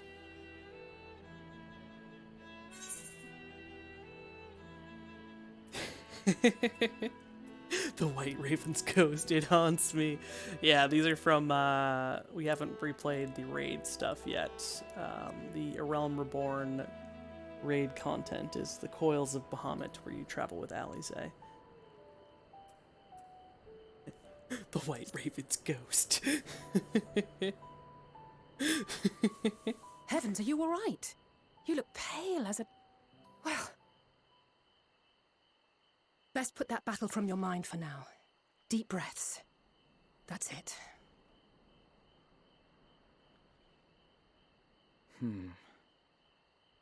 There are multiple internment hulks in Eorzea alone, so handling this ourselves may not be the most efficient option. Rather, if we could salvage adamantite from the shards simultaneously... Thancred, is the link shell we established before you went to Garlemald still active? Of course. The floor is yours.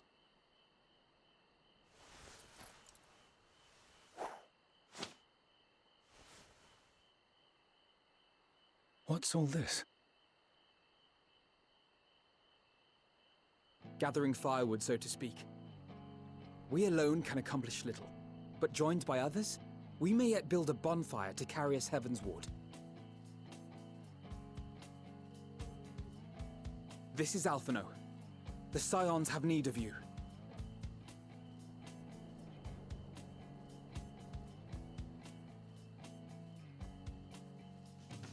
Understood. I will contact the Lord Commander and dispatch our finest at once. My sisters are somewhat preoccupied with the final days, so I will lead the 12-foot expedition myself. Are you aware of any other sources of refined adamantite?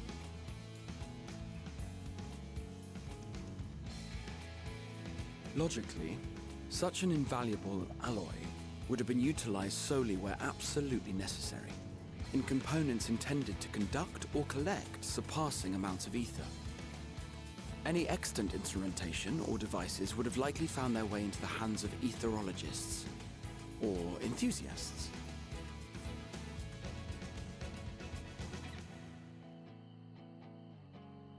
Magical artifacts of Allagan design? The Eastern Alliance will send word to one and all. Are there other ways we may offer aid?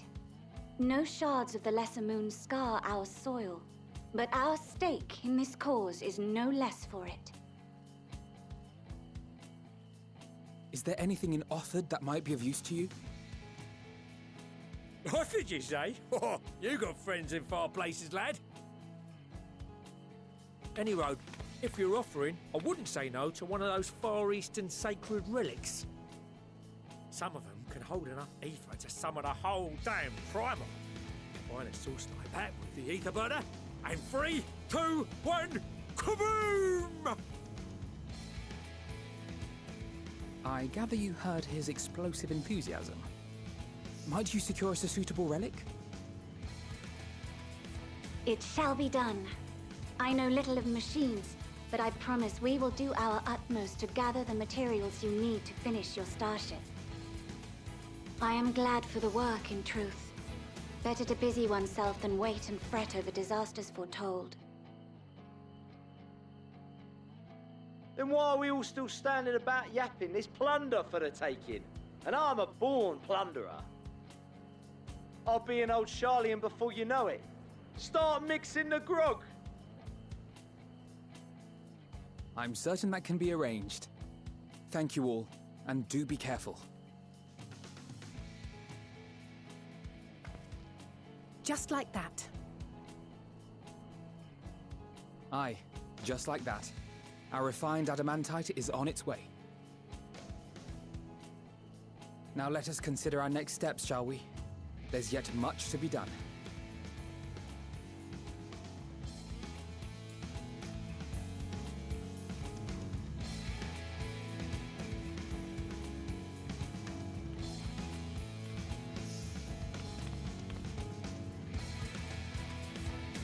Be proud of your son, damn it. Fucking Fortuno.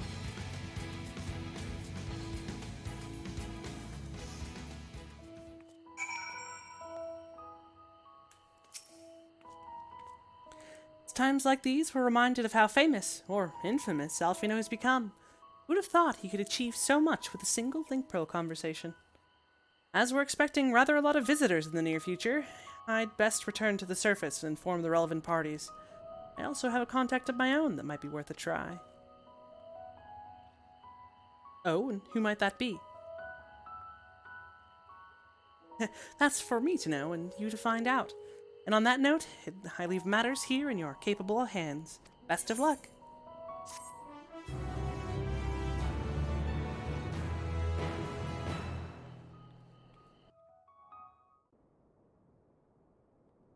Meanwhile, in Ul'dah.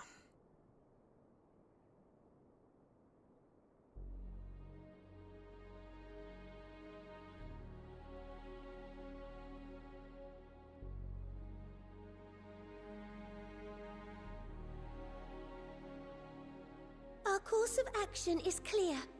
We must harvest refined adamantite from the shards of Dalamud and procure arcane relics of Allagan make. Summon the best and brightest of our immortal flames and form an expeditionary party at once. Call upon the Sultan Sworn and Brass Blades for support as you must. Papashan, send word to the guilds. We will require the expertise of master artisans if we are to have any hope of identifying and recovering these elusive materials. Thiergeist, we have need of your stone torches. They are to assist the immortal flames in scouring the ruins and to help secure the surrounding areas. I trust I can count on your support. As commander of the Stone Torches, my son Zimberg will personally see it done.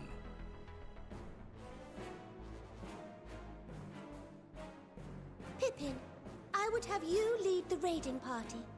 Assemble your finest, and with Tizona's blade, clear the way. Lord Lolorito, I pray you take charge of the search for Allagan relics.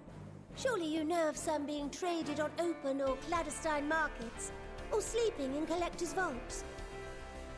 Of course, I ask not that you do this out of the kindness of your heart. By all means, profit on the transactions. I wish you the joy of it. The final days descend upon our world. If circumstances are truly as dire as they say, Ul'dah's best efforts may be for naught. And yet, when we Eorzeans rose from the ashes to rebuild our broken realm, did we not learn one simple truth?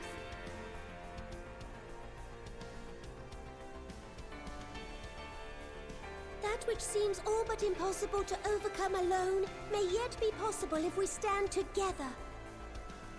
It was the Scions who united us then, and it is the Scions who call upon us now. Ul'dah will answer that call. We will summon our courage and join the fight for our world's future. You know your duties. I, Nanamo Ul'Namo, 17th in the line of Ul, bid you good luck and Godspeed.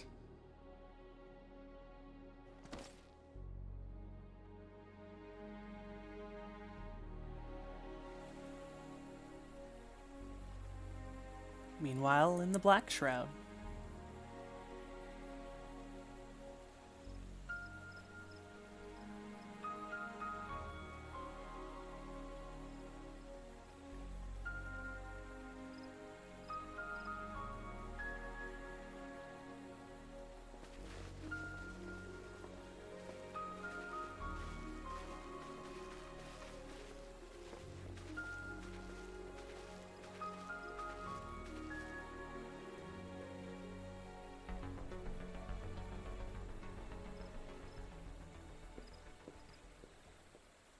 We fielded a goodly number, but our ranks are heavy with healers, and an abundance of restorative magics will be of little help in destroying Dalamud's defenses. Still, it has ever been thus with Gridania. We must steel ourselves for a protracted engagement.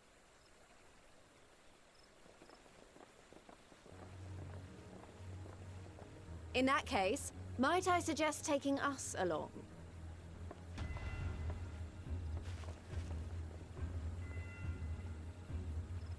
Commander Hext, what are you doing here?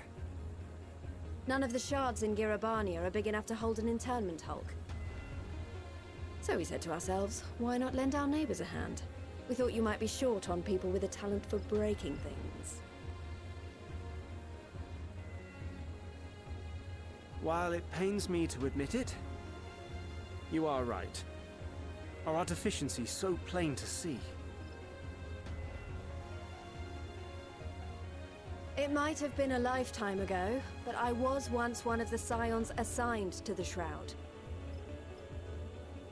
I know this forest well. I know your people.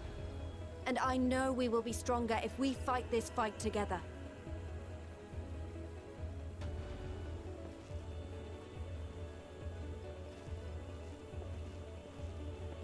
Then I will impose upon you with a clear conscience. Come, let us speak of how to integrate our forces.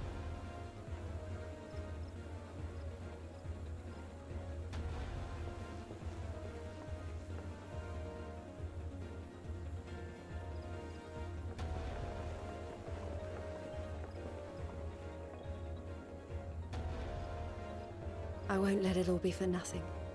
I promise you, Papalimo. F's in the chat for Papalimo. Never forget.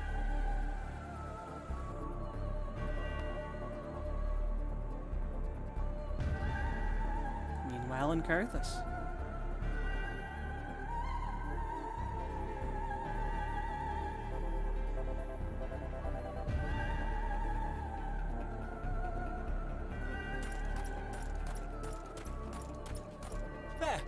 There you are!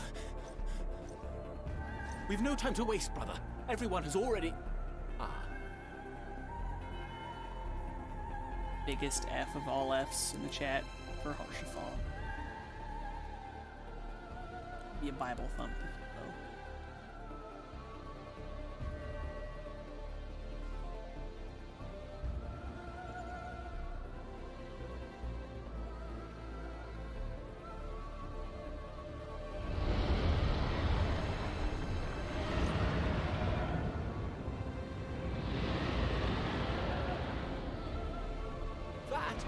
That was a roar!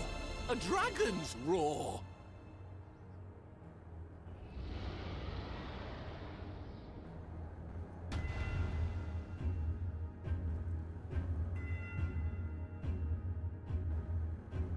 Meanwhile in the Ruby Sea, as the whole world comes together.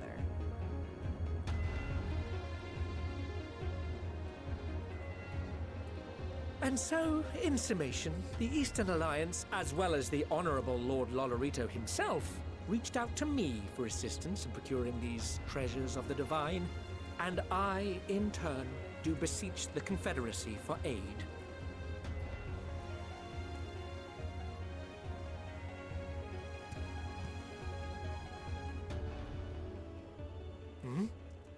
Is that... Hancock? What a surprise this is. And a fortuitous one at that. I have a favor to ask, you see.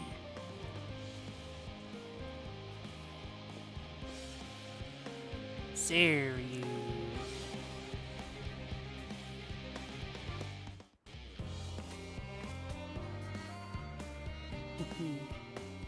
Now the music is hopeful and epic in the foreseeable future.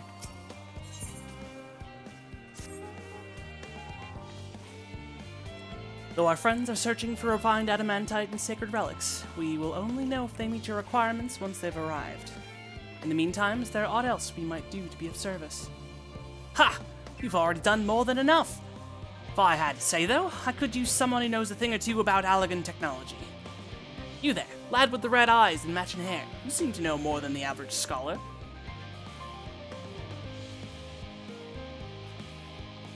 Ha! If only Master Cockle knew how right he was.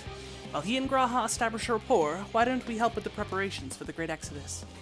Indeed, this would mean going above and beyond the terms of our arrangement, but I propose this not to curry favor. As confident as I am that we will succeed, we must be ready for every eventuality. This would also be an opportunity to familiarize ourselves with the logistics of traversing the Great Expanse. If nothing else, it beats twiddling our thumbs while we wait for the adamantite.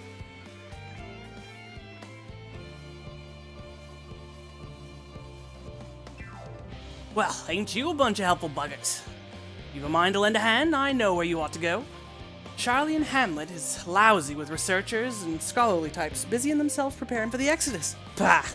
That lot all need all the help they can get. Well then, off we go.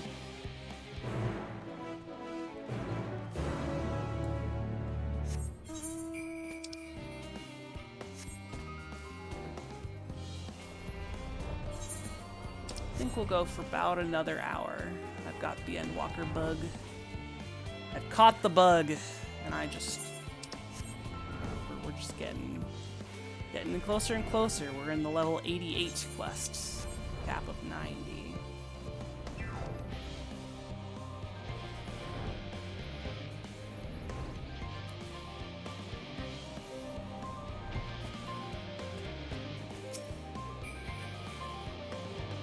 From what I can tell, a lot of people actually live down here. I don't know how much help we can offer, but I dare say they'll benefit from some of that fresh inspiration Scholar Montague mentioned. Let us start by asking around, ideally without getting in anyone's way. Let us meet by the Aetherite once our work is done.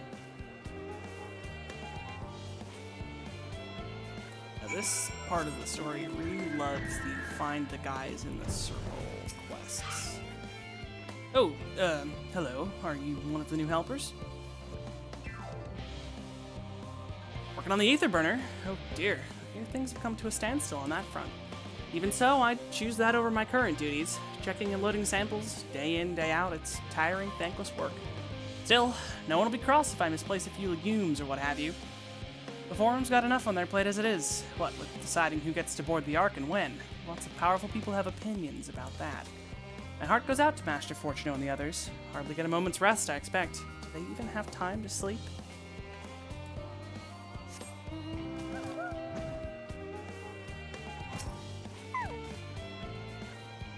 Album of the Ark. Even with all the power Master Cockles managed to squeeze out of the Aether Burner, it's still not enough, apparently. And now I hear the final days have arrived. Horrible creatures running rampant all over. Only we'd begun the Exodus sooner. People are dying, and there'll be no end to it if we don't fulfill our duties. But we will. We've spent years preparing for this moment, believe in the plan, and all will be well.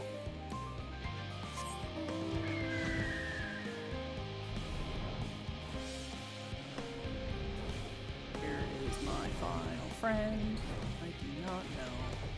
Somewhere in this circle.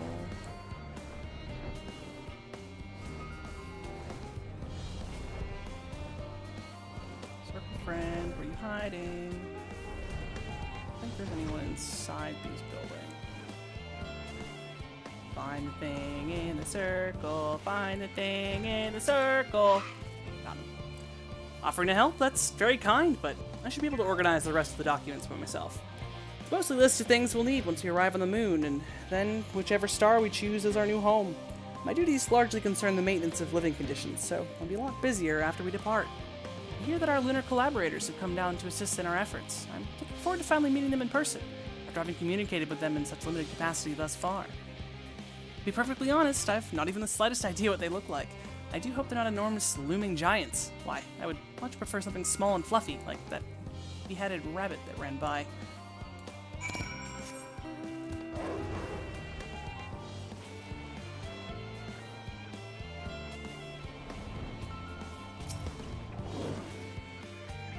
Fancy meeting you here, Kinliana. Our friends in the forum brought us to see their teeny tiny toy boat, which was quite impressive considering they didn't use any creation magics. What we're really interested in is the Theris itself, though. We now find ourselves at a sort of funny, underground miniaturized version of it. We were hoping the forum would give us a guided tour, but it appears they're rather preoccupied. Honestly, all that time to prepare and they're still not ready. I suppose we'll just have to show ourselves around. Or at least that's what we were planning to do until we chanced upon Urianger and your good self. Since you're both dawdling about, engaging in idle chit-chat, perhaps you could show us a few points of interest. Won't that be fun?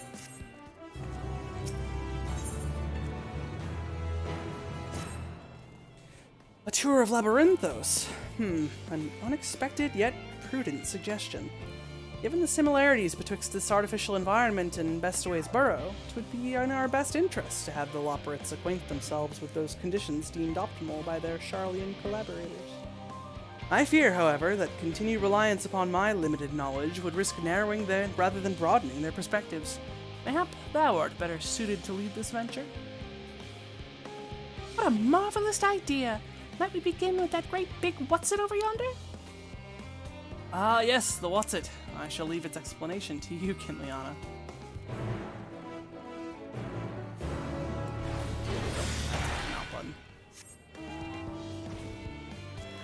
Alright, great big what's-it.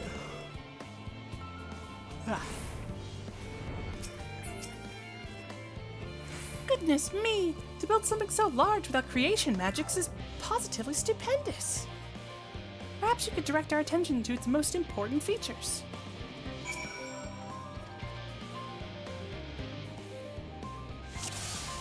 Real questions. Is the shoe bill here? Oh nope, we have the ambystoma. You spot an ambystoma, an especially lively one at that. It appeared that the concept you observed in another time, another place, was approved for life in the wider world. Somehow. Alright, what's its? We got tanks.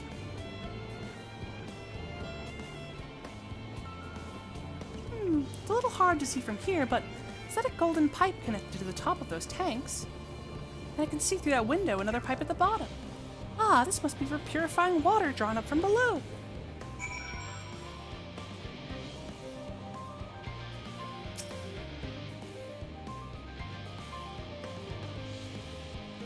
That looks like the trees in Greatest Ensvale. Hold on, that's a bit of a strange shape.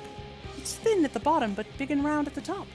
Quite tall for something so unbalanced, too. Now it makes sense. That's where they store the water.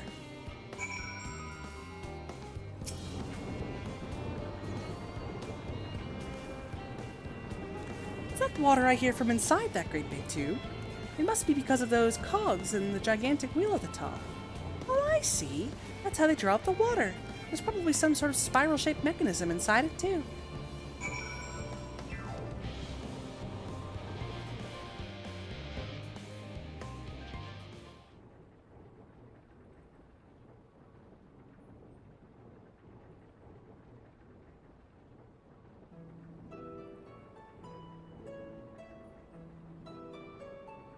Well, if I were to hazard a guess, water drawn from underground, presumably with some other mechanism, is purified here and stored in that tower before being distributed elsewhere.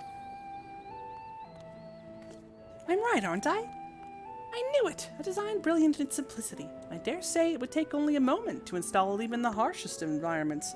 For us Loporrits, that is. Indeed, securing a reliable source of water is of the utmost importance for any fledgling settlement. We have read, however, that people of Aetheris sometimes make their homes in arid deserts and such. How are they able to survive? Well, many settlements in Thanalan are built near an oasis.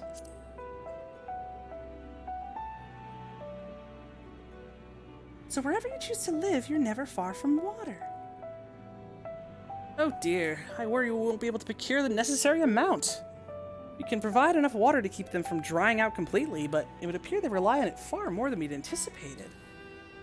A few adjustments may be in order. Once we've calculated the average rate of consumption per individual, it may also be worth learning more about how exactly they obtain their water in the first place.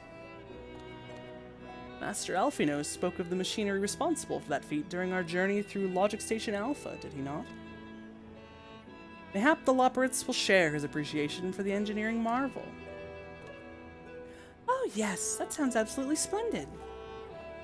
We must journey beyond the sanctuary of Charlian Hamlet. I shall lead the way. You mean we'll have to brave the untamed wilderness? A valid concern indeed. You cannot help but notice the many dangerous-looking creatures with big, nasty teeth lurking beyond the safe confines of this settlement. Were we not escorted here by burly custodians, I dread to think what would have become of us. Regrettably, to many a hungry predator with aforementioned big nasty teeth, loporits may appear to be a potential and rather appetizing source of sustenance. Might I impose upon thee to assist in securing safe passage to Logisticon Alpha? For my part, I shall act as escort to Living Way and Cooking Way. I entrust Seeing Way and Growing Way to thy care.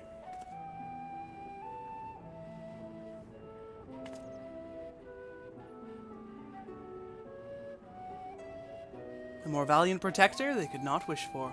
Godspeed.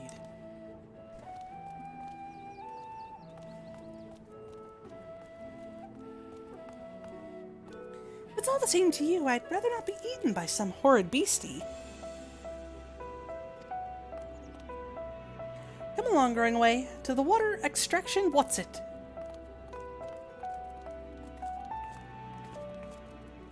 Ah, yes, the what's it. Pardon the yawning. I might not make it another hour, but I want to make it another hour, so we'll see what happens.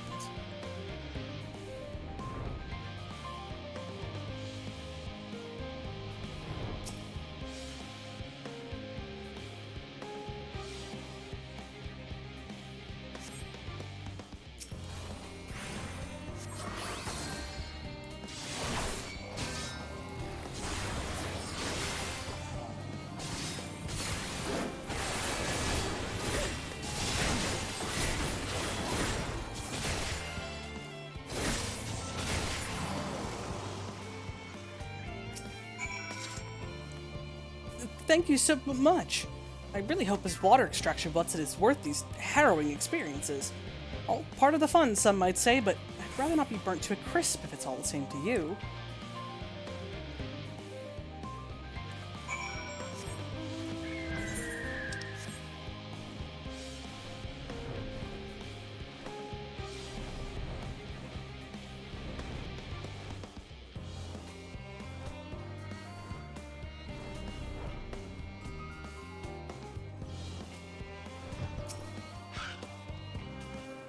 My friends, I bid you welcome to Logisticon Alpha. Our destination doth lie at the lift's top. Pray follow me.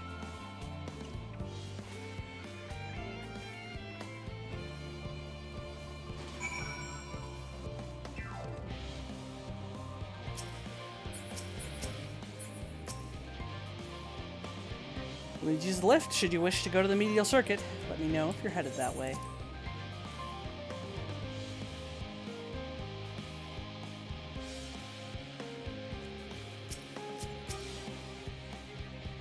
Marvelous, simply marvelous.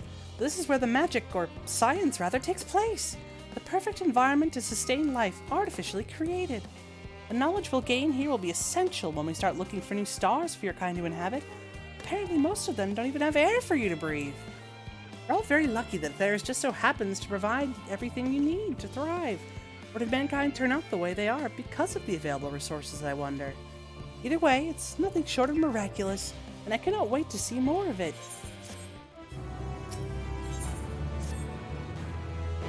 This is all very wonderful, I'm sure, but I was rather hoping to learn more about your nourishment provision facilities. In other words, where's the food? I believe both the knowledge and consumables you seek may be found at Mariel Ergonomics. As I imagine Singing Way and the others intend to study every conceivable facet of this apparatus, would thou be so kind as to escort our visiting culinarian? Yes, that sounds much more interesting. Hopefully they'll be able to see firsthand some of the delicacies Oriange was telling me about. Even his incredibly vivid, if a bit too verbose descriptions cannot compare to sampling them myself.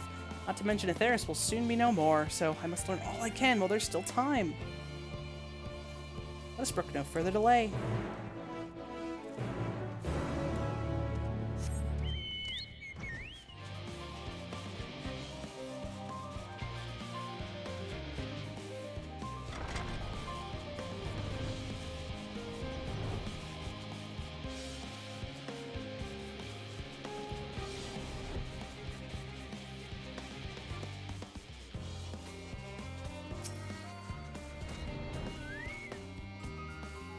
This is the place, yes? The heady aroma was enough to guide me here, and I've spotted several of the fruit and vegetables featured in our compendium. I'd dearly love to try some, but I read that those who help themselves to a farmer's crops without permission are often caught and put into pies. Perhaps you could ask whoever's in charge if they would be willing to part with a few samples?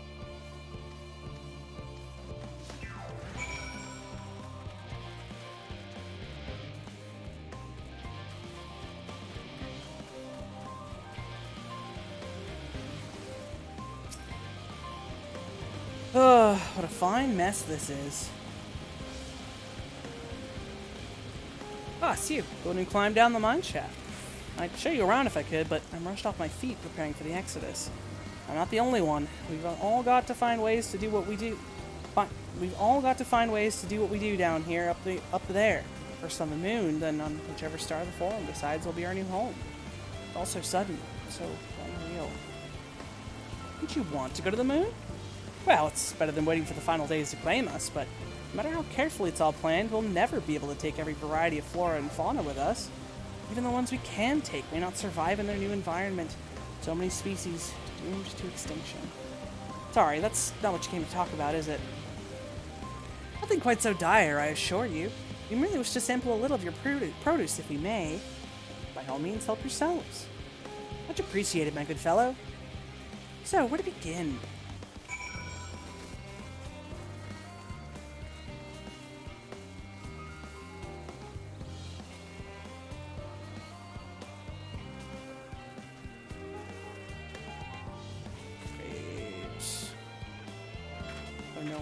As low poly as they used to be. These grapes were once upon a time a brilliant meme of the community. Still very pictured. They don't look much better to me, but you know, that's fair. Oh, I know what these are. Grapes, yes? Let's see if they're as delicious as they look. So sweet, so sour. The taste is much like a ripe philosopher's carrot, and yet the texture is entirely different. The contrast between the outer skin and the fruit within is most peculiar, though far from unpleasant. Yes, I think I'll try another.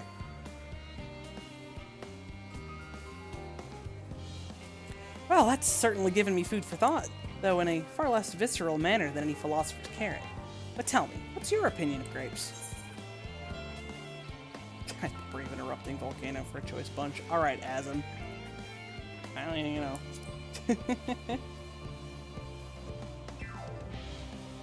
Yes, they are rather Moorish, aren't they? And from what I've read, quite versatile too. Something about people stepping on them to make intoxicating beverages, as I recall. Anyway, that's enough about grapes for the time being. On to the next treat.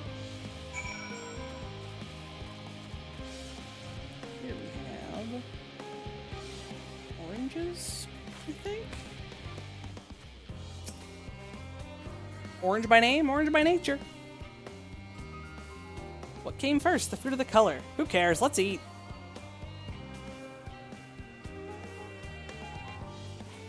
Yes, that's... equal parts sweet and sour, as with the grapes, yet nothing alike. I may have to consult Oriange about expanding my vocabulary. I simply cannot find the words to describe it. Perhaps what I'm looking for is bitter. This is all very complicated, you know? So many flavors, so many choices, each individual with their own personal preferences. Now I see why you all turned your noses up at the idea of eating nothing but carrots. Marvelous though they still are in my estimation, let no one say I said otherwise. Ah, but speaking of carrots, I've yet to sample any of the vegetables. Let's see what's in that field over there.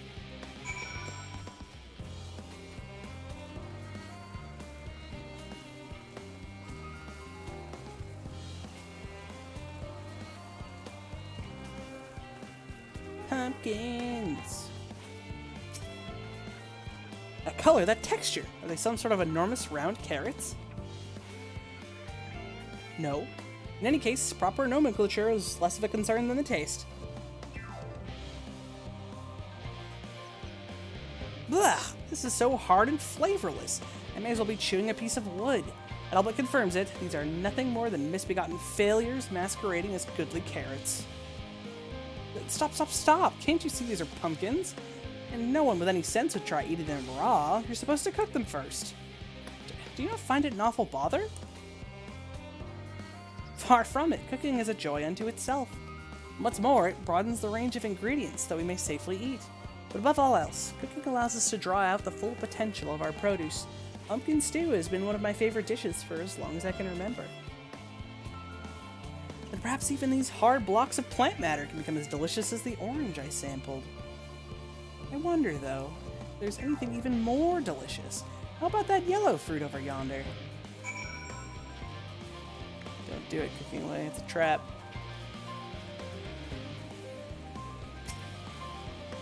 What a wondrous fragrance. With luck, it'll have a flavor to match. As I have no idea how these are eaten, I'll just bite into it. My tongue, is this poison?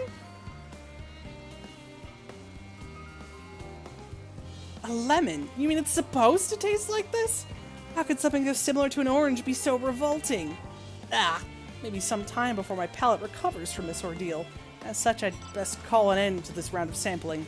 Let's say our farewells and return to the others.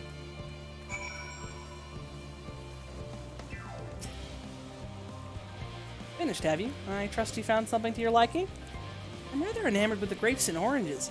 Less so the pumpkin, though I learned the hard way they're not to be eaten raw.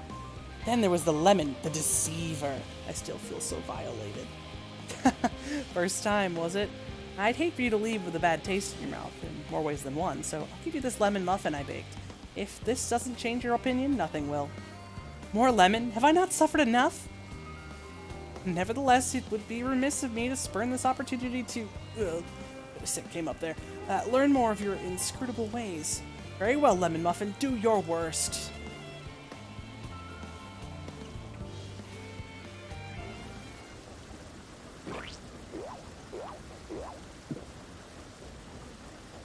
This is... delicious! Although I still detect a hint of lemon, it complements the sweetness of the dough to create a perfect harmony. I would never guess its vile bitterness could be utilized so elegantly. My good chap, this is simply breathtaking. See, we rarely use lemon in its natural state, but it has a starring role in all sorts of recipes, and the same is true of many other ingredients. It comes down to making the most of the resources at our disposal, and sometimes that can even be the difference between life and death. I know we won't be able to take every species with us. No doubt the Forum agonized over what was worth preserving, and what will be consigned to history. Hard choices, but make them we must if we're to survive. But strength of will. Now I know what Hydaelyn sees in your kind.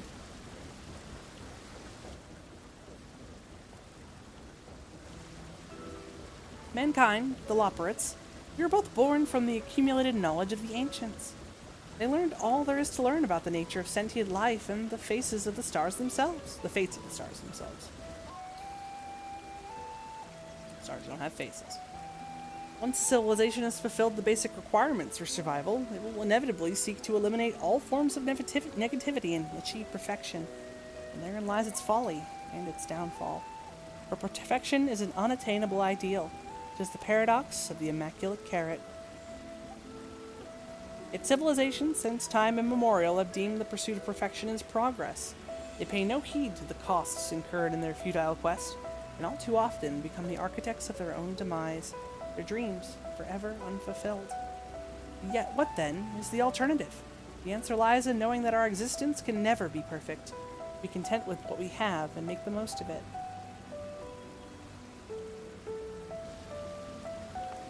When life gives you lemons, make lemon muffins.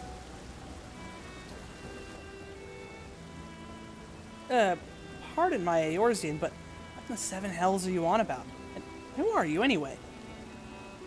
Cooking Way, at your service. I'm here to help prepare for the trip to the moon. And once you get there, you'll be able to try my carrots. I've been growing all different kinds. But don't worry, there'll be room for your crops too. We'll work together to preserve as many of Atheros' species as possible if you're up to the challenge. Yes, of course. I look forward to it. Well, this has been highly productive. Probably. Let's go and see what Urianja and the others have run out of machinery to inspect, shall we? That was not a proper sentence. I don't care. Goodbye, tall Aura man.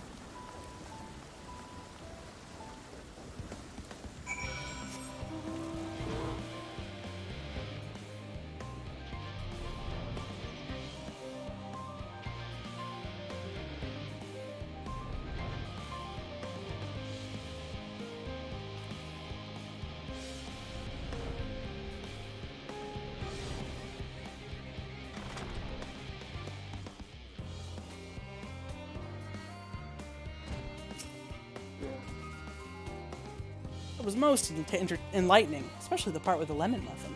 Actually, I was wondering, you know of any other places famed for their cuisine? Well, Lim's La Mensa has the Culinarians Guild, and many less than savory establishments.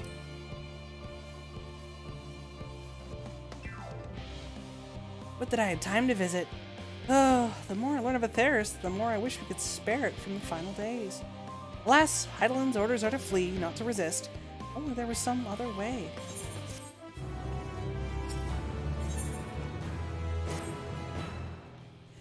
Kinliana, I trust thy time at Mariel Argonomics did bear fruit.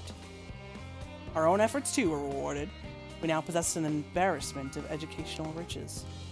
No doubt our guests' relentless pursuit of knowledge could occupy them, and us for a fortnight.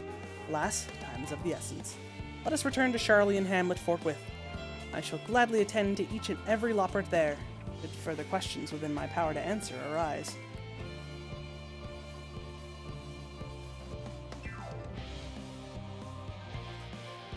Oh.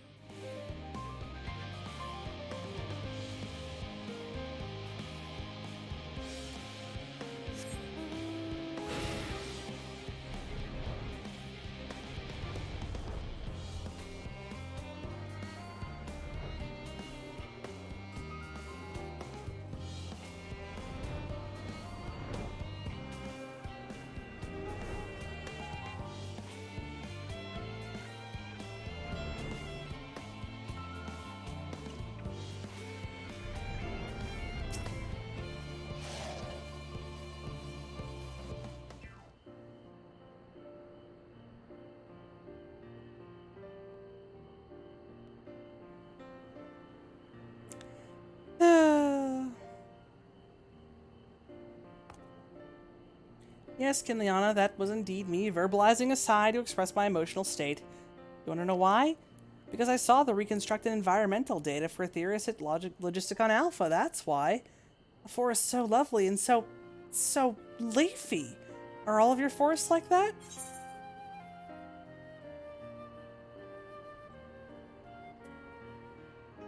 The Black Shroud is quite leafy indeed, in a place of utmost tranquility.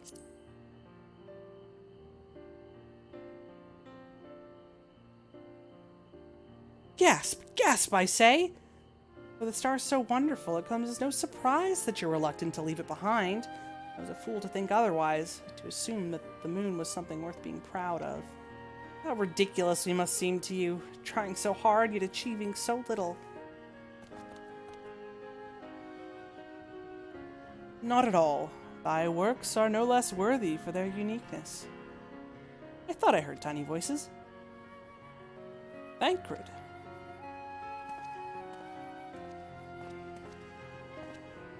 How didst thou fare? Oh, I was able to glean a fair bit from the researchers while helping to move their cargo. Preparations have proceeded without interruption here, despite news of the coming end. We have the forum's leadership to thank for that. That doesn't mean people aren't worried, though. Quite the opposite. Knowing disaster could strike at any moment, they hurry to complete their work, equally aware that a single error could be the difference between life and death. We can hardly tell them there's no cause for concern. Perhaps not. Though, aided by our goodly growing way, we may yet find other ways to lighten their burden. Me? Be of use to people? I'm honored you would think me so capable, but I'm not sure that I'm up to the challenge. Nevertheless, I believe in thee. If you say so, I suppose it can't hurt to try. I passed someone moping in the western plaza that looked to be in need of a helping paw. Perhaps you might start with him.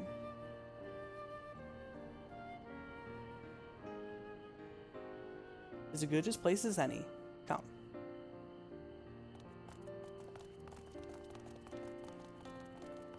I'm pretty sure we're rapidly approaching another cutscene that made me cry like a child, so I think we're gonna go up to that cutscene, and then we'll call it a night.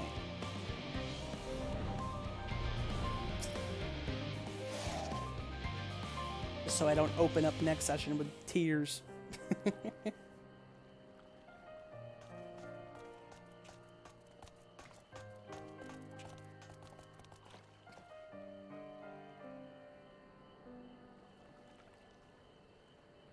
Oh, can I help you?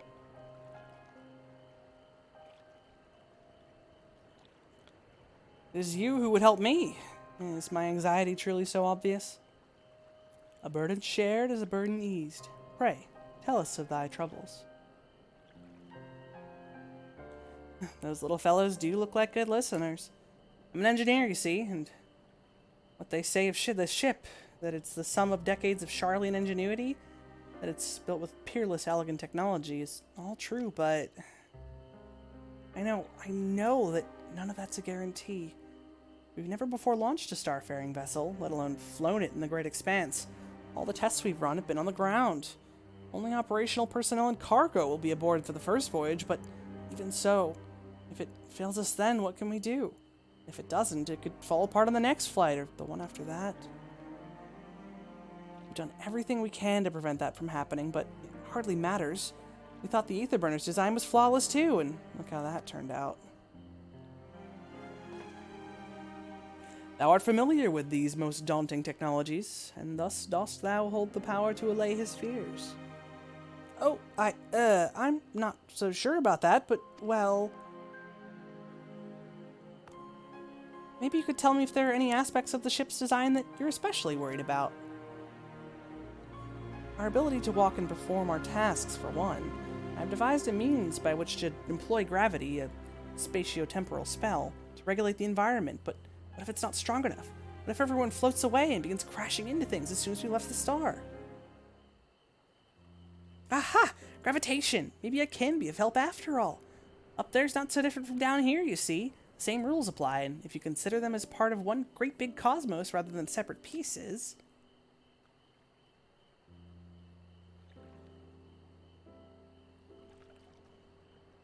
I suspect both parties shall find comfort in this conversation. Yet if Thancred's tales be true, still others would benefit from insights born of experience. Might I prevail upon the Loporits to attend them? An excellent idea, if I do say so myself. There's naught we'd like more than to ease the hearts of the fine people of Aetheris and learn more about them while we're at it. Full glad am I to hear it. Gather thy companions and bring them hither. Inliana, thou hast a gift for finding souls in need of succor. Pray seek thee out the distressed and the apprehensive, and inform them that help is at hand. I shall await them here, that I might introduce each to a suitable Loporit. Ah yes, one of the biggest find the fuckers in the circle quests of this expansion. Oh, I do so look forward to that! A place for every Loporit, and every Loporit in their place. Yeah, this quest took me a literal millennia. Because look, they're just like, here's a giant circle, go find 8 dickheads, and there's more than 8 people you can talk to. Concerns? Nay, there's no point in worrying at this stage. It'll only make the work go that much slower. Woman seems to be coping well.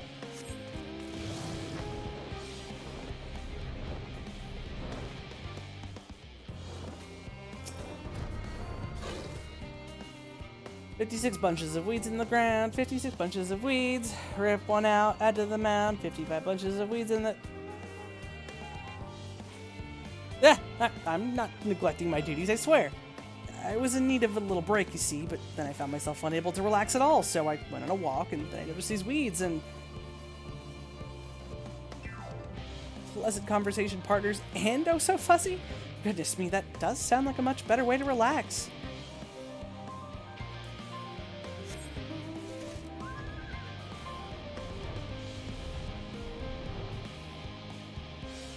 It was this guy right here that I missed. I did last time. Blasted assistants, where have they gone off to at a time like this? Beg pardon, but I have not the time for idle chit-chat. I need to reconfirm that aether levels are consistent throughout the vessel's machinery, and it seems I shall have to do it single-handedly. I swear, when I find those assistants of mine... The Loporits are willing to help. Why didn't you say so? At least they won't moan about how they've checked 2 dozen times already and haven't slept in weeks. Lazy sods.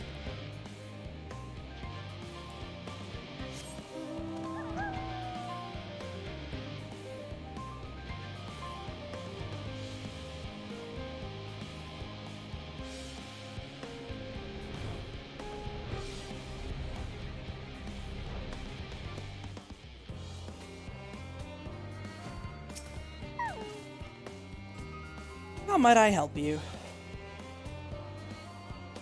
My, what a lovely idea. I too noticed people becoming rather tense, so I rushed out to pluck some fresh and fragrant tea leaves.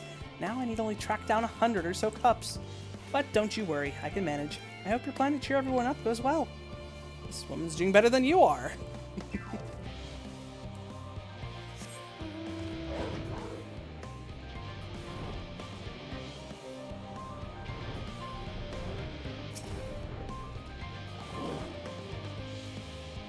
Worries. No, I believe I'm fine, thank you. I've been confiding in my colleagues and it's helped a lot. Can't recommend it enough. This researcher already has the support she needs.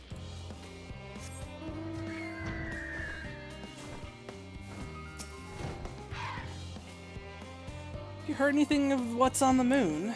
I've no doubt that we can make it up there, but the searching for a new star part of the plan sounds awfully vague to me. I asked the forum, but they will only tell us that our collaborators have everything under control. Forgive me, but I don't feel particularly safe wandering through the sea of stars on God knows what, made by God knows who.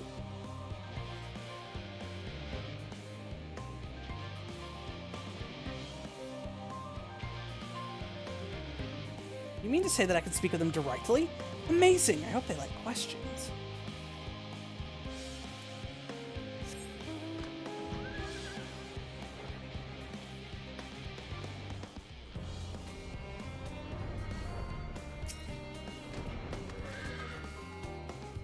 What am I thinking about?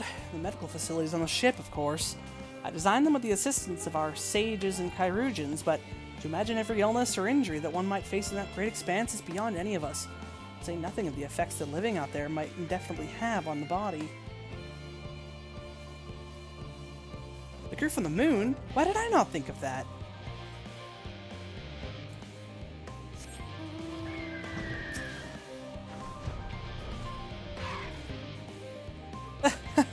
The end of the world is nigh, yet the work goes no faster. Schedules are such temperamental things. Feasible one moment, utter bollocks the next.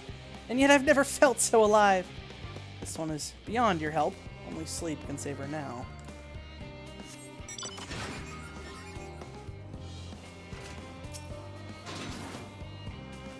You idiot! Have you seen an envelope lying around? This imbecile refuses to give me the alchemic I ordered without that bloody slip of parchment.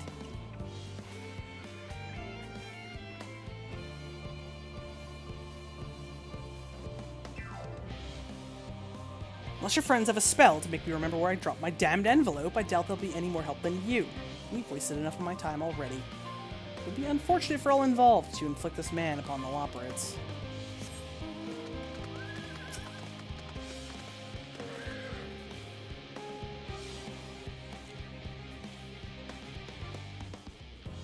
My face? What's wrong with my... Yeah, perhaps I am a bit tense. I was tasked with ensuring that the proper fauna, and only the proper fauna, are brought with us to the moon.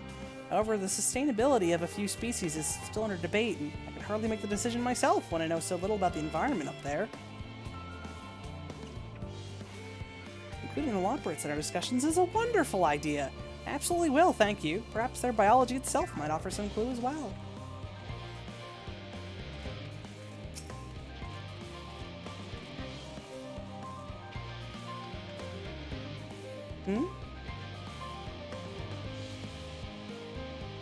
Consulting our collaborators? I suppose that would be more effective than sitting here brooding. I'm attempting to calculate how much cargo we could consolidate in fewer trips. Should the ether burner make our original estimates unfeasible, but there are simply too many variables. I feel as if my brow will turn inside out.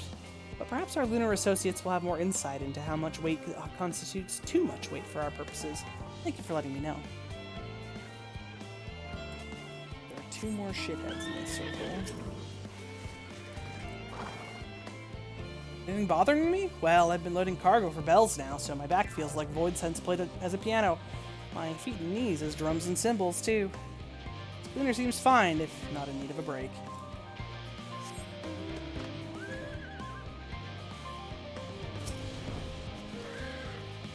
Just leave me to my misery. The forum can appoint someone else. I apologize. I simply don't know what to do. How am I supposed to pilot the Ark if I'm already falling apart under the pressure? You know a starship pilot I might speak with? Truly? Well, then there's no time to waste. It can help me prepare for this monumental task.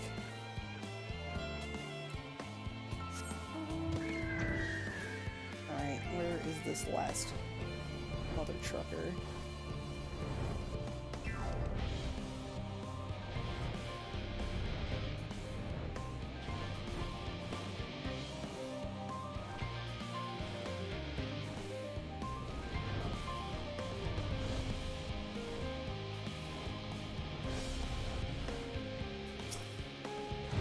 Look unconcerned. Apologies, but I'm awaiting a delivery. Whatever it is, we'll have to wait. This cleaner seems too busy to chat, for his benefit or otherwise. A man doesn't need help. I don't think they're out there. I think they have to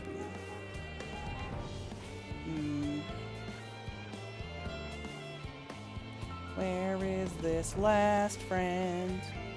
I don't know.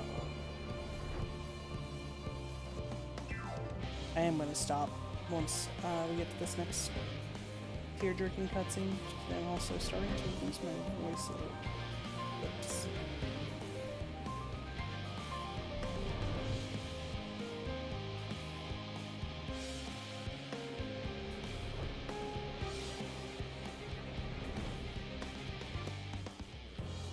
Where is this last friend? One last friend, and they're somewhere in this circle. God. This has happened to me every time I've done this part of the story. 3 times, and I just have no goddamn clue where these people are.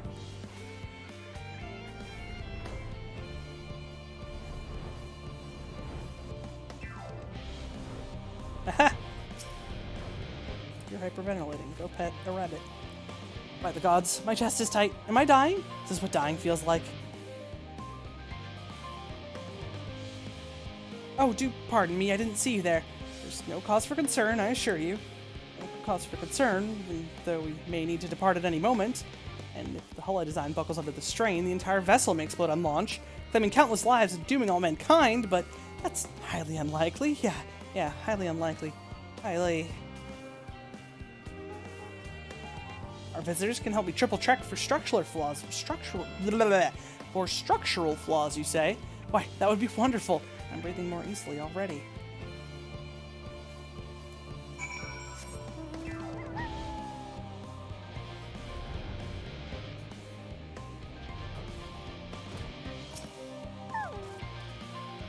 Behold, Kinliana, through thine efforts, word hath spread throughout Labyrinthos.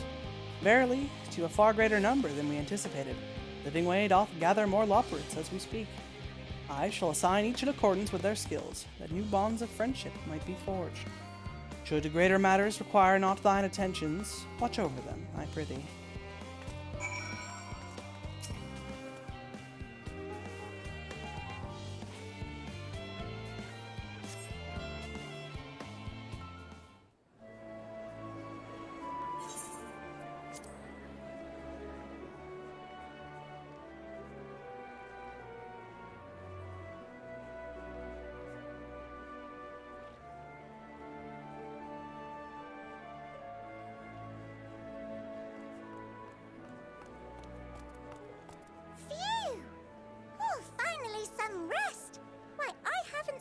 So much in, well, in forever.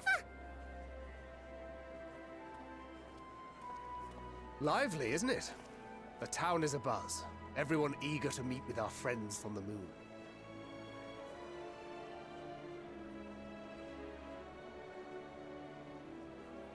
Twould behoove you to consult with Sleeping Way. As our moon's pilot, his advice should be most pertinent. I'm impressed. Truth be told, I struggle to tell one from another. No offense intended, of course. None taken. After you and your friends left Mare Elementorum, we spent no small amount of time with your Urianger. Oh, the conversations we had. He told us all about Atheris, answered our every question, no matter how trifling or trivial. Look! Every page filled to the margins with knowledge. When I first arrived, I was struck by how little I knew. It was daunting. But then I realized that were it not for Urianger and his teachings, we'd still be stuck on the moon, gazing at your world and wondering what we've been missing.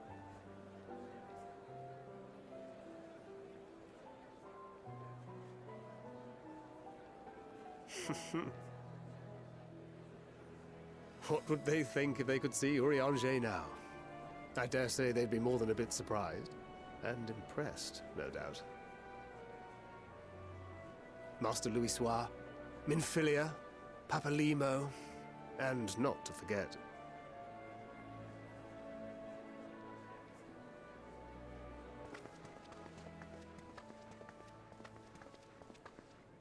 Oh there.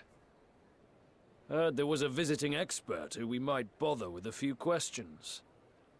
I take it you'd be the one.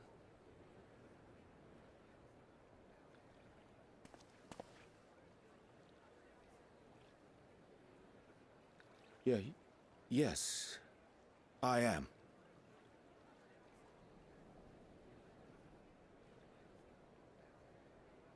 Wilson and Blovida, Sharlayan's foremost researchers in the field of teleportation magic, and Moonbreeder's parents.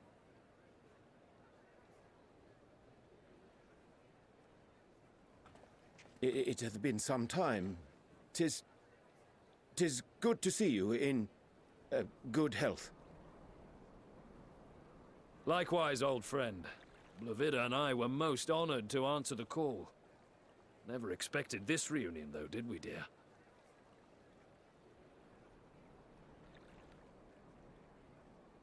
I'll say, the nerve. Sending that letter, then running off to the gods know where.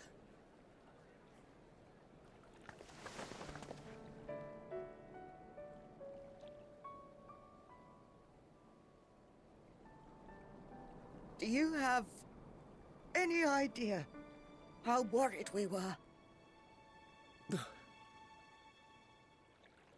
I'm sorry. 'Twas remiss of me not to deliver the news in person. No, more than that. 'Twas I who... Our daughter was disillusioned after Master Louisoix left her behind. The day the Scions called upon her was the happiest I'd seen her in years. She made her every choice of her own free will. No one could have ever forced her to do otherwise. Don't blame yourself for her death.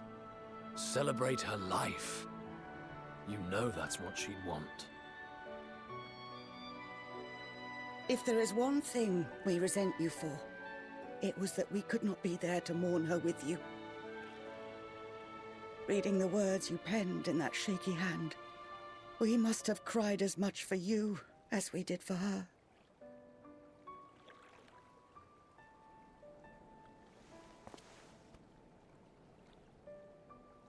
I'm sorry. I truly, truly am. I knew not what to say. Knew not how to express my feelings.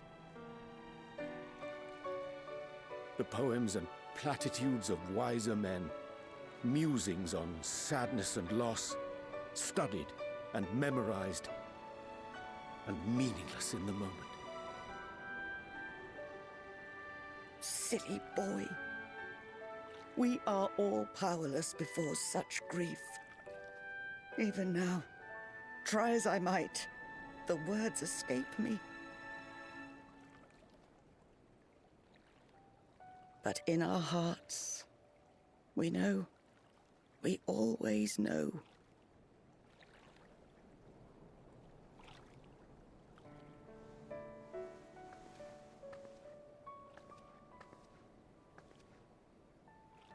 I remember when you were young, how the lads teased you for choosing the company of books over others. Our moon didn't take kindly to that. Be nice to Urianger, she'd shout, and give them a walloping. No matter how many times we scolded her. So we offered a suggestion. Rather than starting fights, Why don't you be the bridge between Urianger and the others? She had to mull it over for a while, arms crossed, brow furrowed in intense thought. But from that day on, she never let you be alone. She'd drag you outside to play, pepper you with endless questions, read the same books you read, all to try and understand you that much better. I'm sure it was annoying and exhausting at the time, but she only ever had the best of intentions. And look at you now, at the center of the crowd. The reason there even is a crowd, having brought these people together. You've no idea how proud we are. To see the boy, our daughter, trusted and believed in more than anyone, grow into the man she always knew he could be. I can see her in you too. Feel her. She walks with you wheresoever you go. So thank you, Urianger, for being who you are.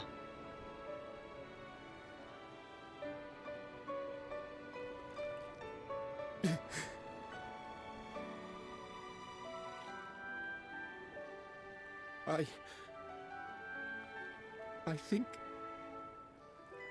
I can feel her too.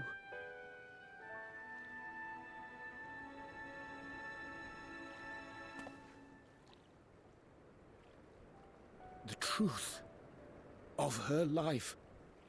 Not sorrow, but hope and love.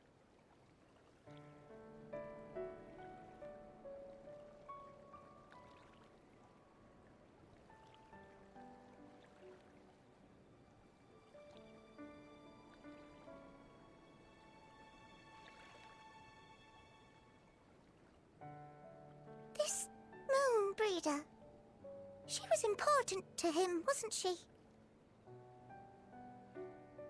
You could ask the man himself. Oh, no. But watching this exchange reminds me how much I've yet to learn about your world. And its people. You can live here your entire life and hardly learn a thing. And that's why it's too soon for this to end.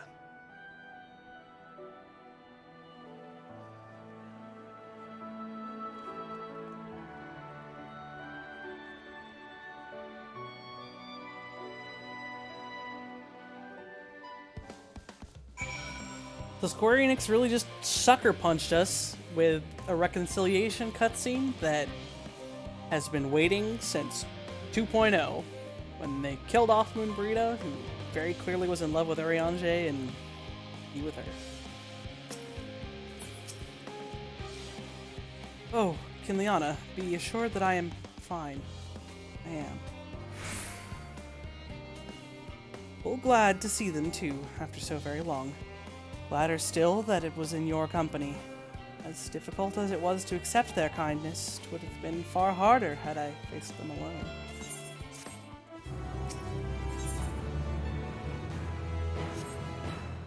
Yeah, we won't pick up the next one. We will instead call it there. I'm losing my voice. And we just watched a grown man cry tears that he's needed to cry for literally 6 years. I know at this point probably, because the game just celebrated its, like, what, 8th anniversary? So, like, yeah, this man needed to cry tears for, like, 7 years.